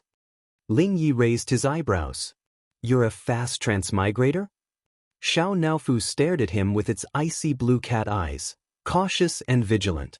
My system number 522, do you know it? I heard that it has a good reputation among systems. Xiao Naofu's eyes lit up. Every system had its own personality. For example, number 522 was the kind that was full of righteousness. In the heat of the moment, Xiao Naofu told her about his failed reincarnation. I'll pass on your message to the main system. Ling Yi smiled warmly. You're such a good person, so Xianxia must like you as well. His slender fingers gently rubbed the back of Xiao Naofu's neck. Xiao Naofu was elated by the compliment and didn't avoid it this time. Ling Yi easily gained Xiao Naofu's trust and even managed to get a lot of information out of him. After coaxing Xiao Naofu into a trance and hopping back to the villa, he stood there with a cruel smile on his face. What a naive kitten. You believe everything I say. In fact, his system was not number 522 at all. The system was silent for a while before asking, do you need me to transmit the bug information to the main system? Intercept. Ling Yi coughed a few more times and clenched his sleeves tightly. There must be something wrong with this plane. His voice was bewitching. Baby, don't you want to transcend? System. Not every fast transmigrator and system had such strong beliefs. Maybe we can take advantage of the small bug in this plane to create a big one. Ling Ye's eyes were astonishingly bright. Chapter 484. Back at the villa, Shui took the initiative to deal with the fish. Tianji asked in surprise, Shui, you're so good at cooking? Shui answered swiftly, I learned a little from Sister E. With a loud bang, the fish was knocked out by him. The next scene was too gory, so there was no camera in the livestream. Tianji was full of praise for Shui, but he had never been in the kitchen much in his life, so he had no choice but to stroll to the living room. He hummed 2 lines of Peking opera and his voice wasn't loud, but Xianxia heard it. She turned her head and smiled faintly. Is it locked up? Senior, you sing well. Tianji was amused. Hey little girl, you know Peking opera too? Seemingly realizing that he had said something inappropriate, he corrected himself. I'd like to clarify that I don't mean to discriminate against women. I'm just expressing my personal opinion and have no intention of causing a debate or encroaching on public resources. Please forgive me for my inappropriate language. His tone was melodious and amusing, and the live stream was instantly filled with laughter. Teacher Tian's desire to survive is too strong. Tianji is a walking joke. Just by standing there, I can laugh the whole day just by looking at him. Xianxia burst into laughter, making her milky white face look radiant and stunning. I don't know much, but my grandpa often listened to it when I was a child, so I know a few classic songs. Tianji, on the other hand, was itching to learn. In addition to folk music, he also liked to sing Peking opera, but his singing was only at the level of a fan. However, he especially liked teaching others how to sing, especially young people. Tianji cleared his throat. How can you just listen to it? Come on, little girl, I'll teach you a few lines. Xianxia froze for a moment, then closed the medical book in her hand and smiled. Thank you, Teacher Tian. However, there were a lot of question marks in the live stream. Sister E, wake up. Don't, kid, other people need money to sing, but have you forgotten that your singing is life-threatening? For those who don't understand why everyone is so confused, you can search for a single that Xianxia once released. Some curious people really went to search for it. Title of the song: Cafes Closed on a Rainy Day. Oh wow, at first glance it looked quite artistic. He clicked play. The moment she heard his expression gradually cracked. No way, right? How could such a beautiful voice sing so badly? Not long after, a group of absent-minded netizens appeared in the live stream. After listening to half of the song, I feel like becoming a monk. Where's the sound modifier? It can't be the original song, right? A person who knows so many musical instruments is tone deaf. This is King ridiculous. Someone replied, Dear, it's not that there aren't sound editors. The version you're listening to now is already the edited version, everyone? She suddenly understood why Xianxia was hated by the entire internet. It was fine if it was just lousy. The problem was, it was too rotten. There were also people who retorted, Sister E sang in 2 Under One Roof, before, it wasn't that bad. However, not everyone had seen that live stream, and the TV version wasn't broadcast there either. Hence, most people had already given up hope that Xianxia would learn Peking opera. Some people even pressed the mute button, while others silently put on earplugs. Well, if they covered their ears, they wouldn't be able to hear Sister Yi's deadly voice. However, they still had to see her face. Some of Xianxia's anti-fans rushed over when they heard the news, and they were so happy that they were about to cry. They had never seen the main character dissing herself like this. Wasn't this just rushing to give her dirt? They decisively turned the volume to the maximum and even turned on the screen recording function. Chapter 485. Hence, the livestream viewers were divided into 2 groups, those who liked to lick Tian's beauty and those who liked to record. Tianji drank a mouthful of water to moisten his throat and cleared his throat. Come on, I'll sing a word and you'll sing a word. The anti-fans. Tsk. Most people learn to sing word by word, but Tianji has to teach Vase Fairy word by word. You can imagine how good Vase Fairy is to him. However, as soon as Tianji opened his mouth, everyone was dumbfounded. Just the word spring alone was like flowing water, twisting and turning, winding and winding, but it had a unique charm of its own. Damn, this is too difficult, isn't it? That was the common thought of countless netizens who were watching the live stream. In the next second, Xianxia hummed along with him.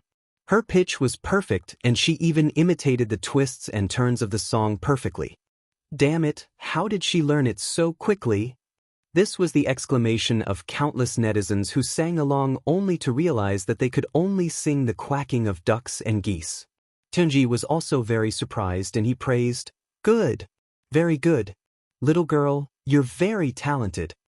He taught even more energetically, and Xianxia also learned very seriously. After breaking down each word, Tianji said, "I'll sing a complete sentence for you, listen carefully." Afraid that Xianxia would feel pressured, he added, "It's okay if you can't learn it in one go." It was rare to meet someone with such a high level of comprehension.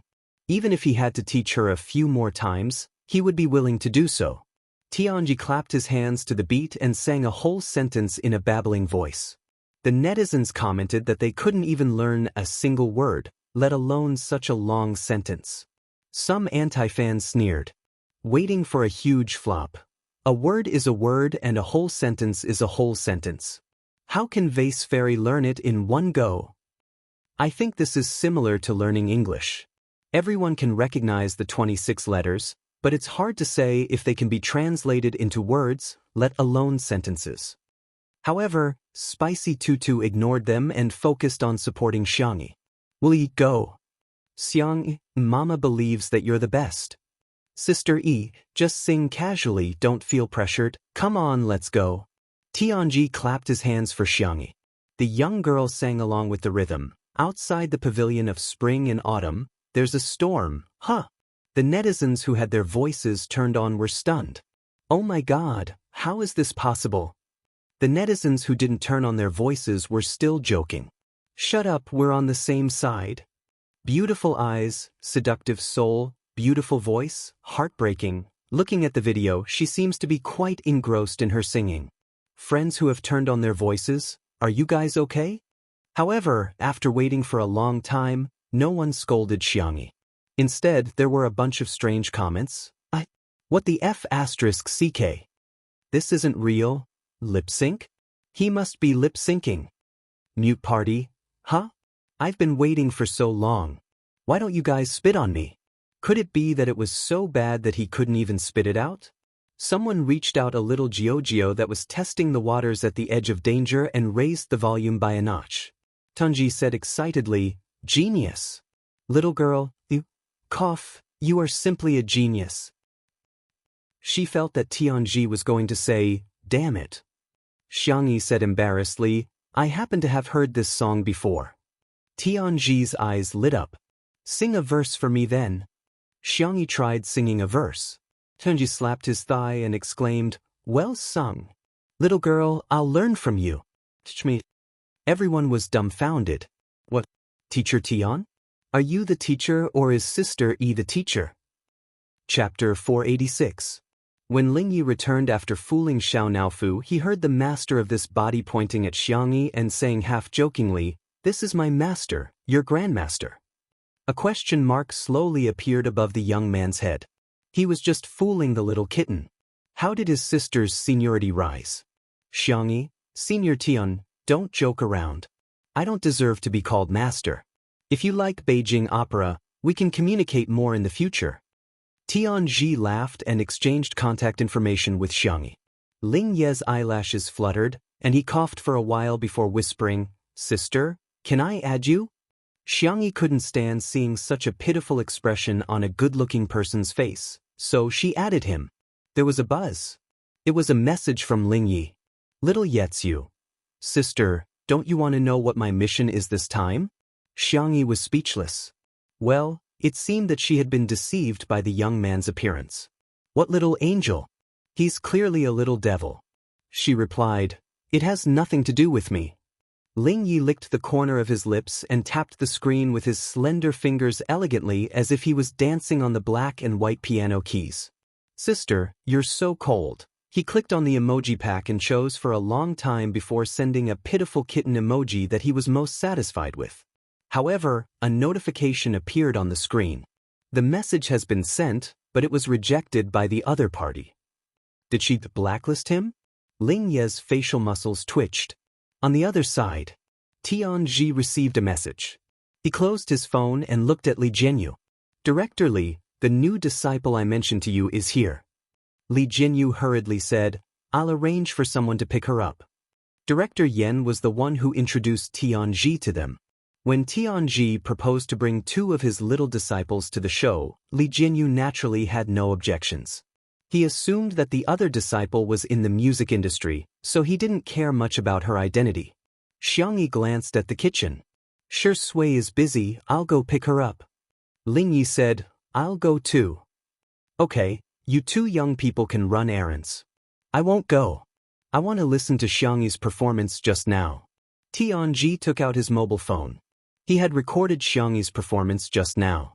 The netizens joked that teacher Tian had failed to take in a disciple and had instead found himself a master.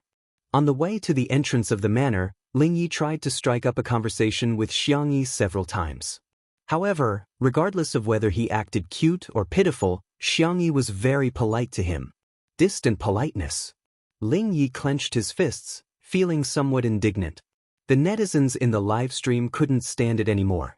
Sister E, pay attention to your brother. Woo-woo, Sister E, you scumbag, your brother is about to cry cack. Lingyi is too cute. Why can't such an obedient child get Sister Yi's love? I don't really understand you women. If the genders were swapped, you would definitely be scolded and criticized for starting a harem. Why are you so excited when a woman starts a harem? None of your business. Do you need a reason to be a couple? Doghead. The summer wind blew, bringing with it a sticky and stuffy feeling. A black business car was parked at the entrance. It seemed low-key, but it was expensive. Lingyi stepped forward and opened the door for the person in the car. Xiangyi caught sight of a familiar face. She frowned slightly. Qin Wanyan, who had exquisite makeup and was dressed in a long dress, seemed to have been reborn. She looked at Xiangyi with a strong sense of superiority. She had now been chosen to be a fast transmigrator. Was Xiangyi worthy of being compared to her? What a joke. I've been suffering for 2 days because of my health, but I still haven't written much. I'm feeling pretty bad too. Sigh, I'll try to write more during the day. Thanks. Good night. Chapter 487. Hello, Miss Qin, Xiangyi greeted her calmly. Although they weren't close, there was nothing wrong with her manners. Qin Wanyan smiled at Xiangyi and said, Hello, Xiangyi. I'm teacher Tian's new disciple. Please take care of me in the future. The netizens were dumbfounded. Hello? Isn't this Qin Wanyan? I'm impressed. How did she manage to greet Xiangyi so calmly? If I were her, I would be so embarrassed that I would dig my toes into the ground. Is teacher Tian's taste bad? Qin Wanyan previously used her main account to pretend to be a pure white lotus and used her sub-account to defame Sister E. Have you all forgotten that she was exposed? However, Qin Wanyan had previously accumulated a group of loyal fans. After several rounds of abuse, the fans that remained were the type that would continue to support Qin Wanyan even if she were to commit murder and arson. They would form a logical and self-consistent fan base. Their fighting prowess was quite astonishing. Stop defaming our immortal Qin, okay? Immortal Qin was accepted by teacher Tian because of her musical talent. Some maggots should stop being jealous of our immortal Qin. Our little immortal Qin was too straightforward and said a few honest words. That's why she was banned by the vicious vase fairy. But who asked her to be so outstanding that she still managed to get the script of a strong woman story? When the passers-by saw these comments, they didn't have a good impression of Qin Wanyan. Sometimes, the comments of fans would have a strong impact on the artiste. Qin Wanyan took the initiative to hold onto Xiangyi's arm, but the latter quietly avoided her. She had no choice but to take a step back and leave with Lingyi.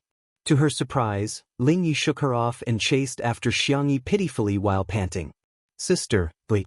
You're walking too fast. Qin Wanyan was speechless. Wait, what's wrong with this person? Isn't Lingyi here to help me achieve a perfect life?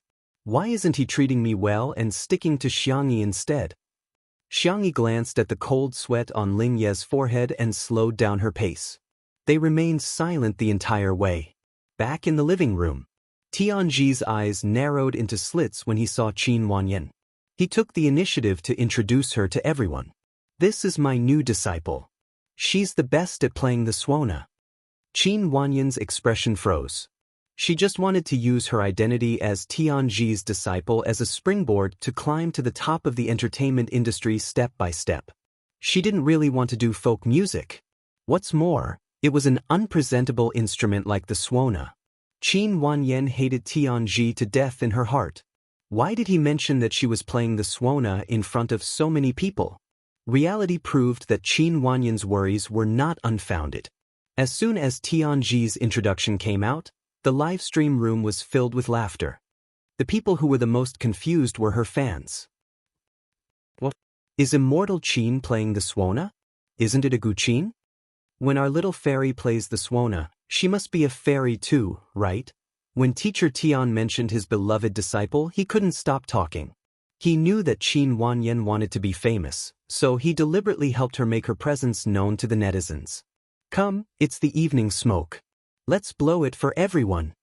For a moment, the situation was extremely awkward. Hey, don't be shy. Why don't you get Ling Yi to accompany you? Teacher Xiang, do you know how to play the Xianxia too? Can you give me a hand? Sure. Qin Wanyan found it hard to turn down such a generous offer. She had no choice but to dawdle and take out the suona. Her expression and mood were as if she was going to visit a grave. Chapter 488. Ling Yi had brought a guqin with him in the car. When he took it out, the simple design of the guqin amazed many people. Everyone knew that he was very accomplished in the piano, but they were curious about his guqin skills. Xianxia also took out her Xianxia. The guqin was black and decorated with red paint patterns. The 3 strings were exquisite, and the 2 sides of the guqin were covered with snake skin. The 2 guqins looked ancient and charming. The suona that Qin Wanyan took out was carefully made by Tianji. The mouth of the suona was golden, and there was a piece of red silk cloth tied to it. It looked very festive. Qin Wanyan tried to secretly remove the red cloth, but she met Tianji's sad eyes. Child, this is beautiful. Why can't you understand Master's aesthetics? She put on a fake smile. Master, I like it. I just want to tidy it up. Let me do it. Tianji volunteered and removed the red silk cloth. After thinking for a while, he retied it into a fluffy bow. Well, my little disciple is a girl. She should like it. Little did he know that Qin Wanyan had already cursed his ancestors in her heart. Wabao. It's so old-fashioned. She hated Ling Yi even more. There were so many musical instrument skill cards in the system store, but he recommended her to choose the suona card. Wasn't he deliberately tricking her? However, when she met Ling Ye's innocent eyes, she was confused again. Perhaps Ling Yi was really just being nice? All kinds of complicated feelings intertwined in her heart. She heard Tianji say, "Then let's play, carrying the bridal sedan." Sure sway, don't mess with the fish. Come out and listen. This song is very festive. Hearing the sound, Sure Sway wiped his hands and came out of the kitchen. His eyes fell on Xianxia. Seeing that the girl's hair was slightly messy, he strode forward and took out a hair clip with a bow from his pocket. He fixed the girl's scattered hair. Xianxia licked her lips uncomfortably. Thank you. Sure Sway chuckled. You're welcome. Qin Wanyan felt depressed. Xiangyi's bow was a scene from an idol drama. Her bow was a scene from a village drama. Gritting her teeth, Qin Wanyan steeled her heart and picked up the suona. She was the one who could achieve a perfect life. What did a mere Xiangyi count for? That idiot must not even know what fast transmigration is. At the same time, Ling Yi and Xiangyi started to play the prelude. The guqin sound was akin to high mountains and flowing rivers, deep and distant, while the Sanxian sound was akin to the ringing of a bell, deep and clear. In terms of timbre alone, the two were actually not very suitable for this song. However, after the delicate and skillful performance of the two, it gave off a different feeling. The netizens in the live stream praised group went online. Wow, this song is so good. Sister E and her brother have such chemistry. Woo, I feel like the two of them are soul mates when it comes to music. Jiang Jiujiu, what about me? It's obviously a story of 3 people, but I'm not worthy of a name?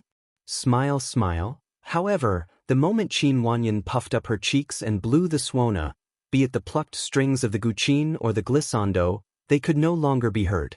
His ears were filled with the shocking penetrating power of the hooligan Swona. Beep, beep, beep, beep, beep. In particular, the cameraman even gave Qin Wanyan a close-up shot. The screen was full of images of Qin Wanyan puffing up her cheeks and shaking her head while playing the Swona.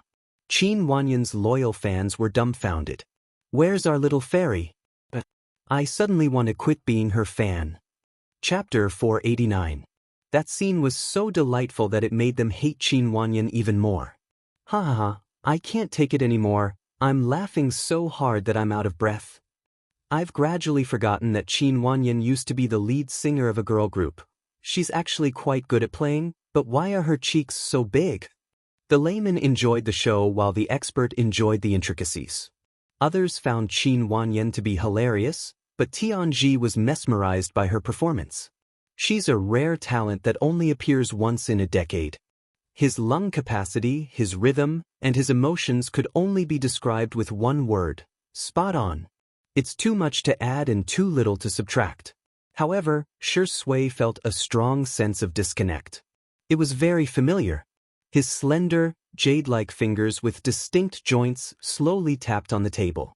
All of a sudden he stopped. Shui raised his hand and adjusted his gold-rimmed glasses, his eyes gloomy and gloomy. He recalled where he had felt that feeling before. It was Xianxia in the past year. Qin Wanyan felt like a completely different person when she was playing the Swona. It was as if she wasn't the one playing the Swona, but something in her body that was controlling her. Xiao Naofu, who was in the cat villa, was woken up by the sound of the Swona. It looked at the source of the sound with sleepy eyes. Meow! Its fur immediately stood up. Little Shiji, who was sleeping next to it, hurriedly licked it with its watery black eyes full of bewilderment. Woof! Xiao Naofu pushed little Shiji away with its paws and stared at Qin Wanyan with its icy blue eyes. Little Shiji nestled next to it aggrievedly with its ears drooping. Xiao Naofu was completely dumbfounded. Why is there another fast transmigrator? This doesn't make sense. There must be something wrong. The song came to an end. Qin Wanyan put down the Swona and felt a sudden soreness in her facial muscles. In fact, she didn't know how to play the Swona at all. Every time she played it, it was because of the skill card. Good! Tianji exclaimed with a radiant smile and tried his best to applaud his disciple. Out of politeness, Shui also clapped twice. Qin Wanyan's eyes lit up when she saw him applaud. Could it be that Shui had a whole new level of respect for her? Actually, the person he liked now was her fresh, refined, and unconventional self? She asked the system in her mind, I want to conquer him. Help me think of a way. The one assigned to Qin Wanyan was a new system. It said weakly, Host, he is not within the scope of your mission, Qin Wanyan. Don't you exist to help me achieve a perfect life? Then, in addition to my career, I also need to have love, so he is also a part of my perfect life. The little system said, Please wait for a moment, I need to check the database. Qin Wanyan said disdainfully, How useless. The little system, Woo, in any case, I have Ling Yi helping me. Helping me is his mission. It's only right and proper. Qin Wanyan was brimming with confidence. Give me another beauty filter card. Host points are very precious. It is not recommended to exchange for this item. This item will only add to your original beauty. Disobedient? Do you think I won't replace you? Successfully exchanged for the card. Qin Wanyan couldn't wait to use the card. Her long dress swayed gracefully as she walked toward Shui. Tianji encouraged her, Keep up the good work. Thank you, teacher. Qin Wanyan smiled and looked at Shui. Senior Shi, what do you think of my performance? Shui, Miss Qin, your eyelids are falling. He paused and asked sincerely, Do you need glue? Chapter 490. Qin Wanyan's expression collapsed. Feeling angry and panicked, she quickly turned her back to the camera and used her phone as a mirror to search for her eyelids. Sure enough, half of the eyelid sticker had fallen off. Just as she was thinking about how to remedy the situation, a pair of pale and slender fingers suddenly appeared in front of her and tore off her eyelid sticker. Ling Yi said innocently, Sister Wanyan, where's the glue? I'll help you put it back on. Qin Wanyan was speechless. So be it, why did you have to tear it off first? After tearing off the eyelid sticker, Qin Wanyan's eyes had become single pairs. Even with the enhancement of the beauty filter card, her looks were still affected. The netizens in the livestream were laughing like crazy. What kind of straight man is Indi speaking? Ling Ye's brother is also very straight. He even wants to help her stick it on. Single eyelids really do affect one's looks. Even a beauty like Qin Wanyan can't stand it. How dare she call herself a beauty in front of Sister E? Sister E can beat her without makeup. She's wearing heavy makeup, so she's just bragging with her eyes closed, right? At the side, Xianxia sneezed. Before she could reach for the tissue box, Shui had already pulled out a tissue and stuffed it into her hand. She then got up to pour her a cup of hot tea. When she returned with the tea, she wrapped the small blanket around her again. This set of movements was smooth and natural. Qin Wanyan was dumbfounded. The netizens watching the livestream were also dumbfounded. Who just said that Indi is straight? The way he lowered his head to cover Sister E with the blanket is so cool. What kind of godly man is this? Seriously, from now on, all the male protagonists in romance novels have faces. Indi's double standards have won my heart. My family is very satisfied, I just don't know if Sister E has been enlightened. Boo-hoo, Sister E, this man likes you, do you know? Tianji told Qin Wanyan, who had just finished touching up her makeup, about the things to take note of when playing the suona. You can play it even better. First of all, the technique. Qin Wanyan listened absent-mindedly, feeling that this old man was so annoying. She had the system as her golden finger, so she didn't have to worry about not knowing how to play the suona. Tianji seemed to see her impatience. He sighed but was not angry. He only said, you have to calm down. Look at Teacher Xiang. There's a saying that goes, 1,000 days for the pipa, 100 days for the zither, and half a lifetime for the Xianxia. For her to have such achievements at such a young age, she must have put in a lot of hard work. Qin Wanyan grew even more frustrated. How could Xianxia compare to her? She was a fast transmigrator. What was Xianxia to him? She already had a cheat in her life, so why would she still painstakingly learn such useless things? Tianji let out another long sigh. He didn't show his dissatisfaction with Qin Wanyan's temperament in the live broadcast room. Qin Wanyan's thoughts weren't on him at all. Instead, she was searching for Shui. She watched as the refined, abstinent, and elegant man rolled up his sleeves and went to the kitchen to cook fish. Xianxia leaned against the door frame and explained the cooking steps to him. From time to time, their gazes met in the air. Shui would always smile gently and dotingly. He would never smile at her like that. Qin Wanyan's fingertips sank into her palms. She slowly exhaled and pretended that nothing had happened as she walked to Xianxia's side. Sister E, I heard that you've done a lot of charity work and donated a lot of money to the Springflower Foundation. I recently saw some reports about the lack of hygiene products for the girls left behind. I want to do something to help. Can you tell me what I should do? Chapter 491. Hearing Qin Wanyan's words, Xianxia's anti-fans in the livestream were stunned. The vase fairy actually does charity? Philanthropists are often equated with kind-hearted people. Everyone's favorable impression of Xianxia instantly rose by a lot. Some even expressed that they would never criticize Xianxia again. I was wrong, the vase fairy?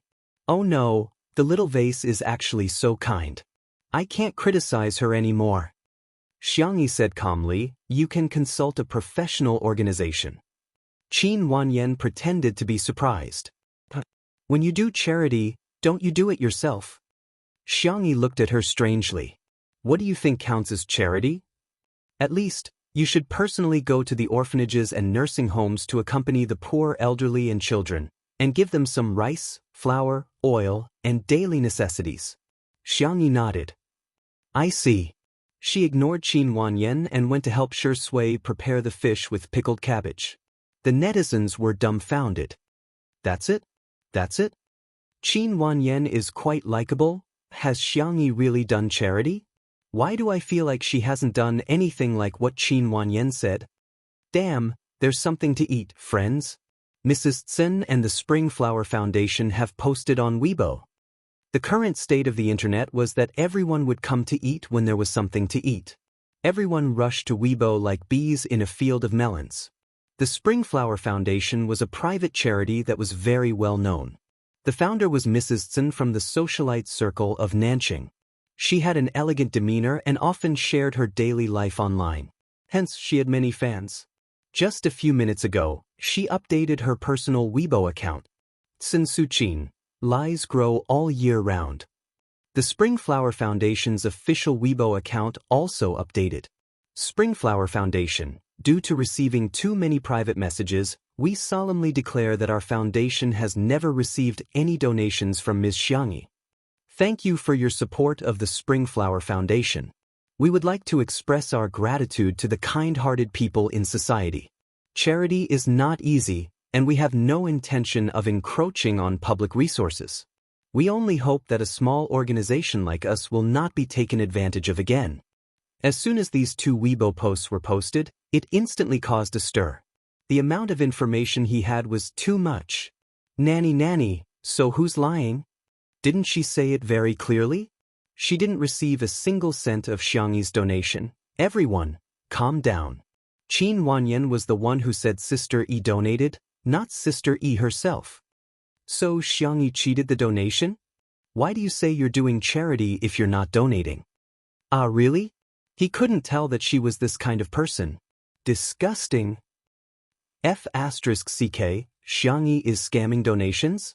Such a big melon must be pushed to the top of the hot searches. The more the rumors spread, the more outrageous they became. In the end, the passers-by didn't care about the truth. They just caught onto the words, Xiangyi's donation fraud, and started to scold her.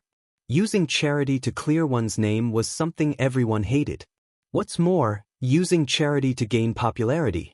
As for the Spring Flower Foundation, it had unknowingly increased its popularity.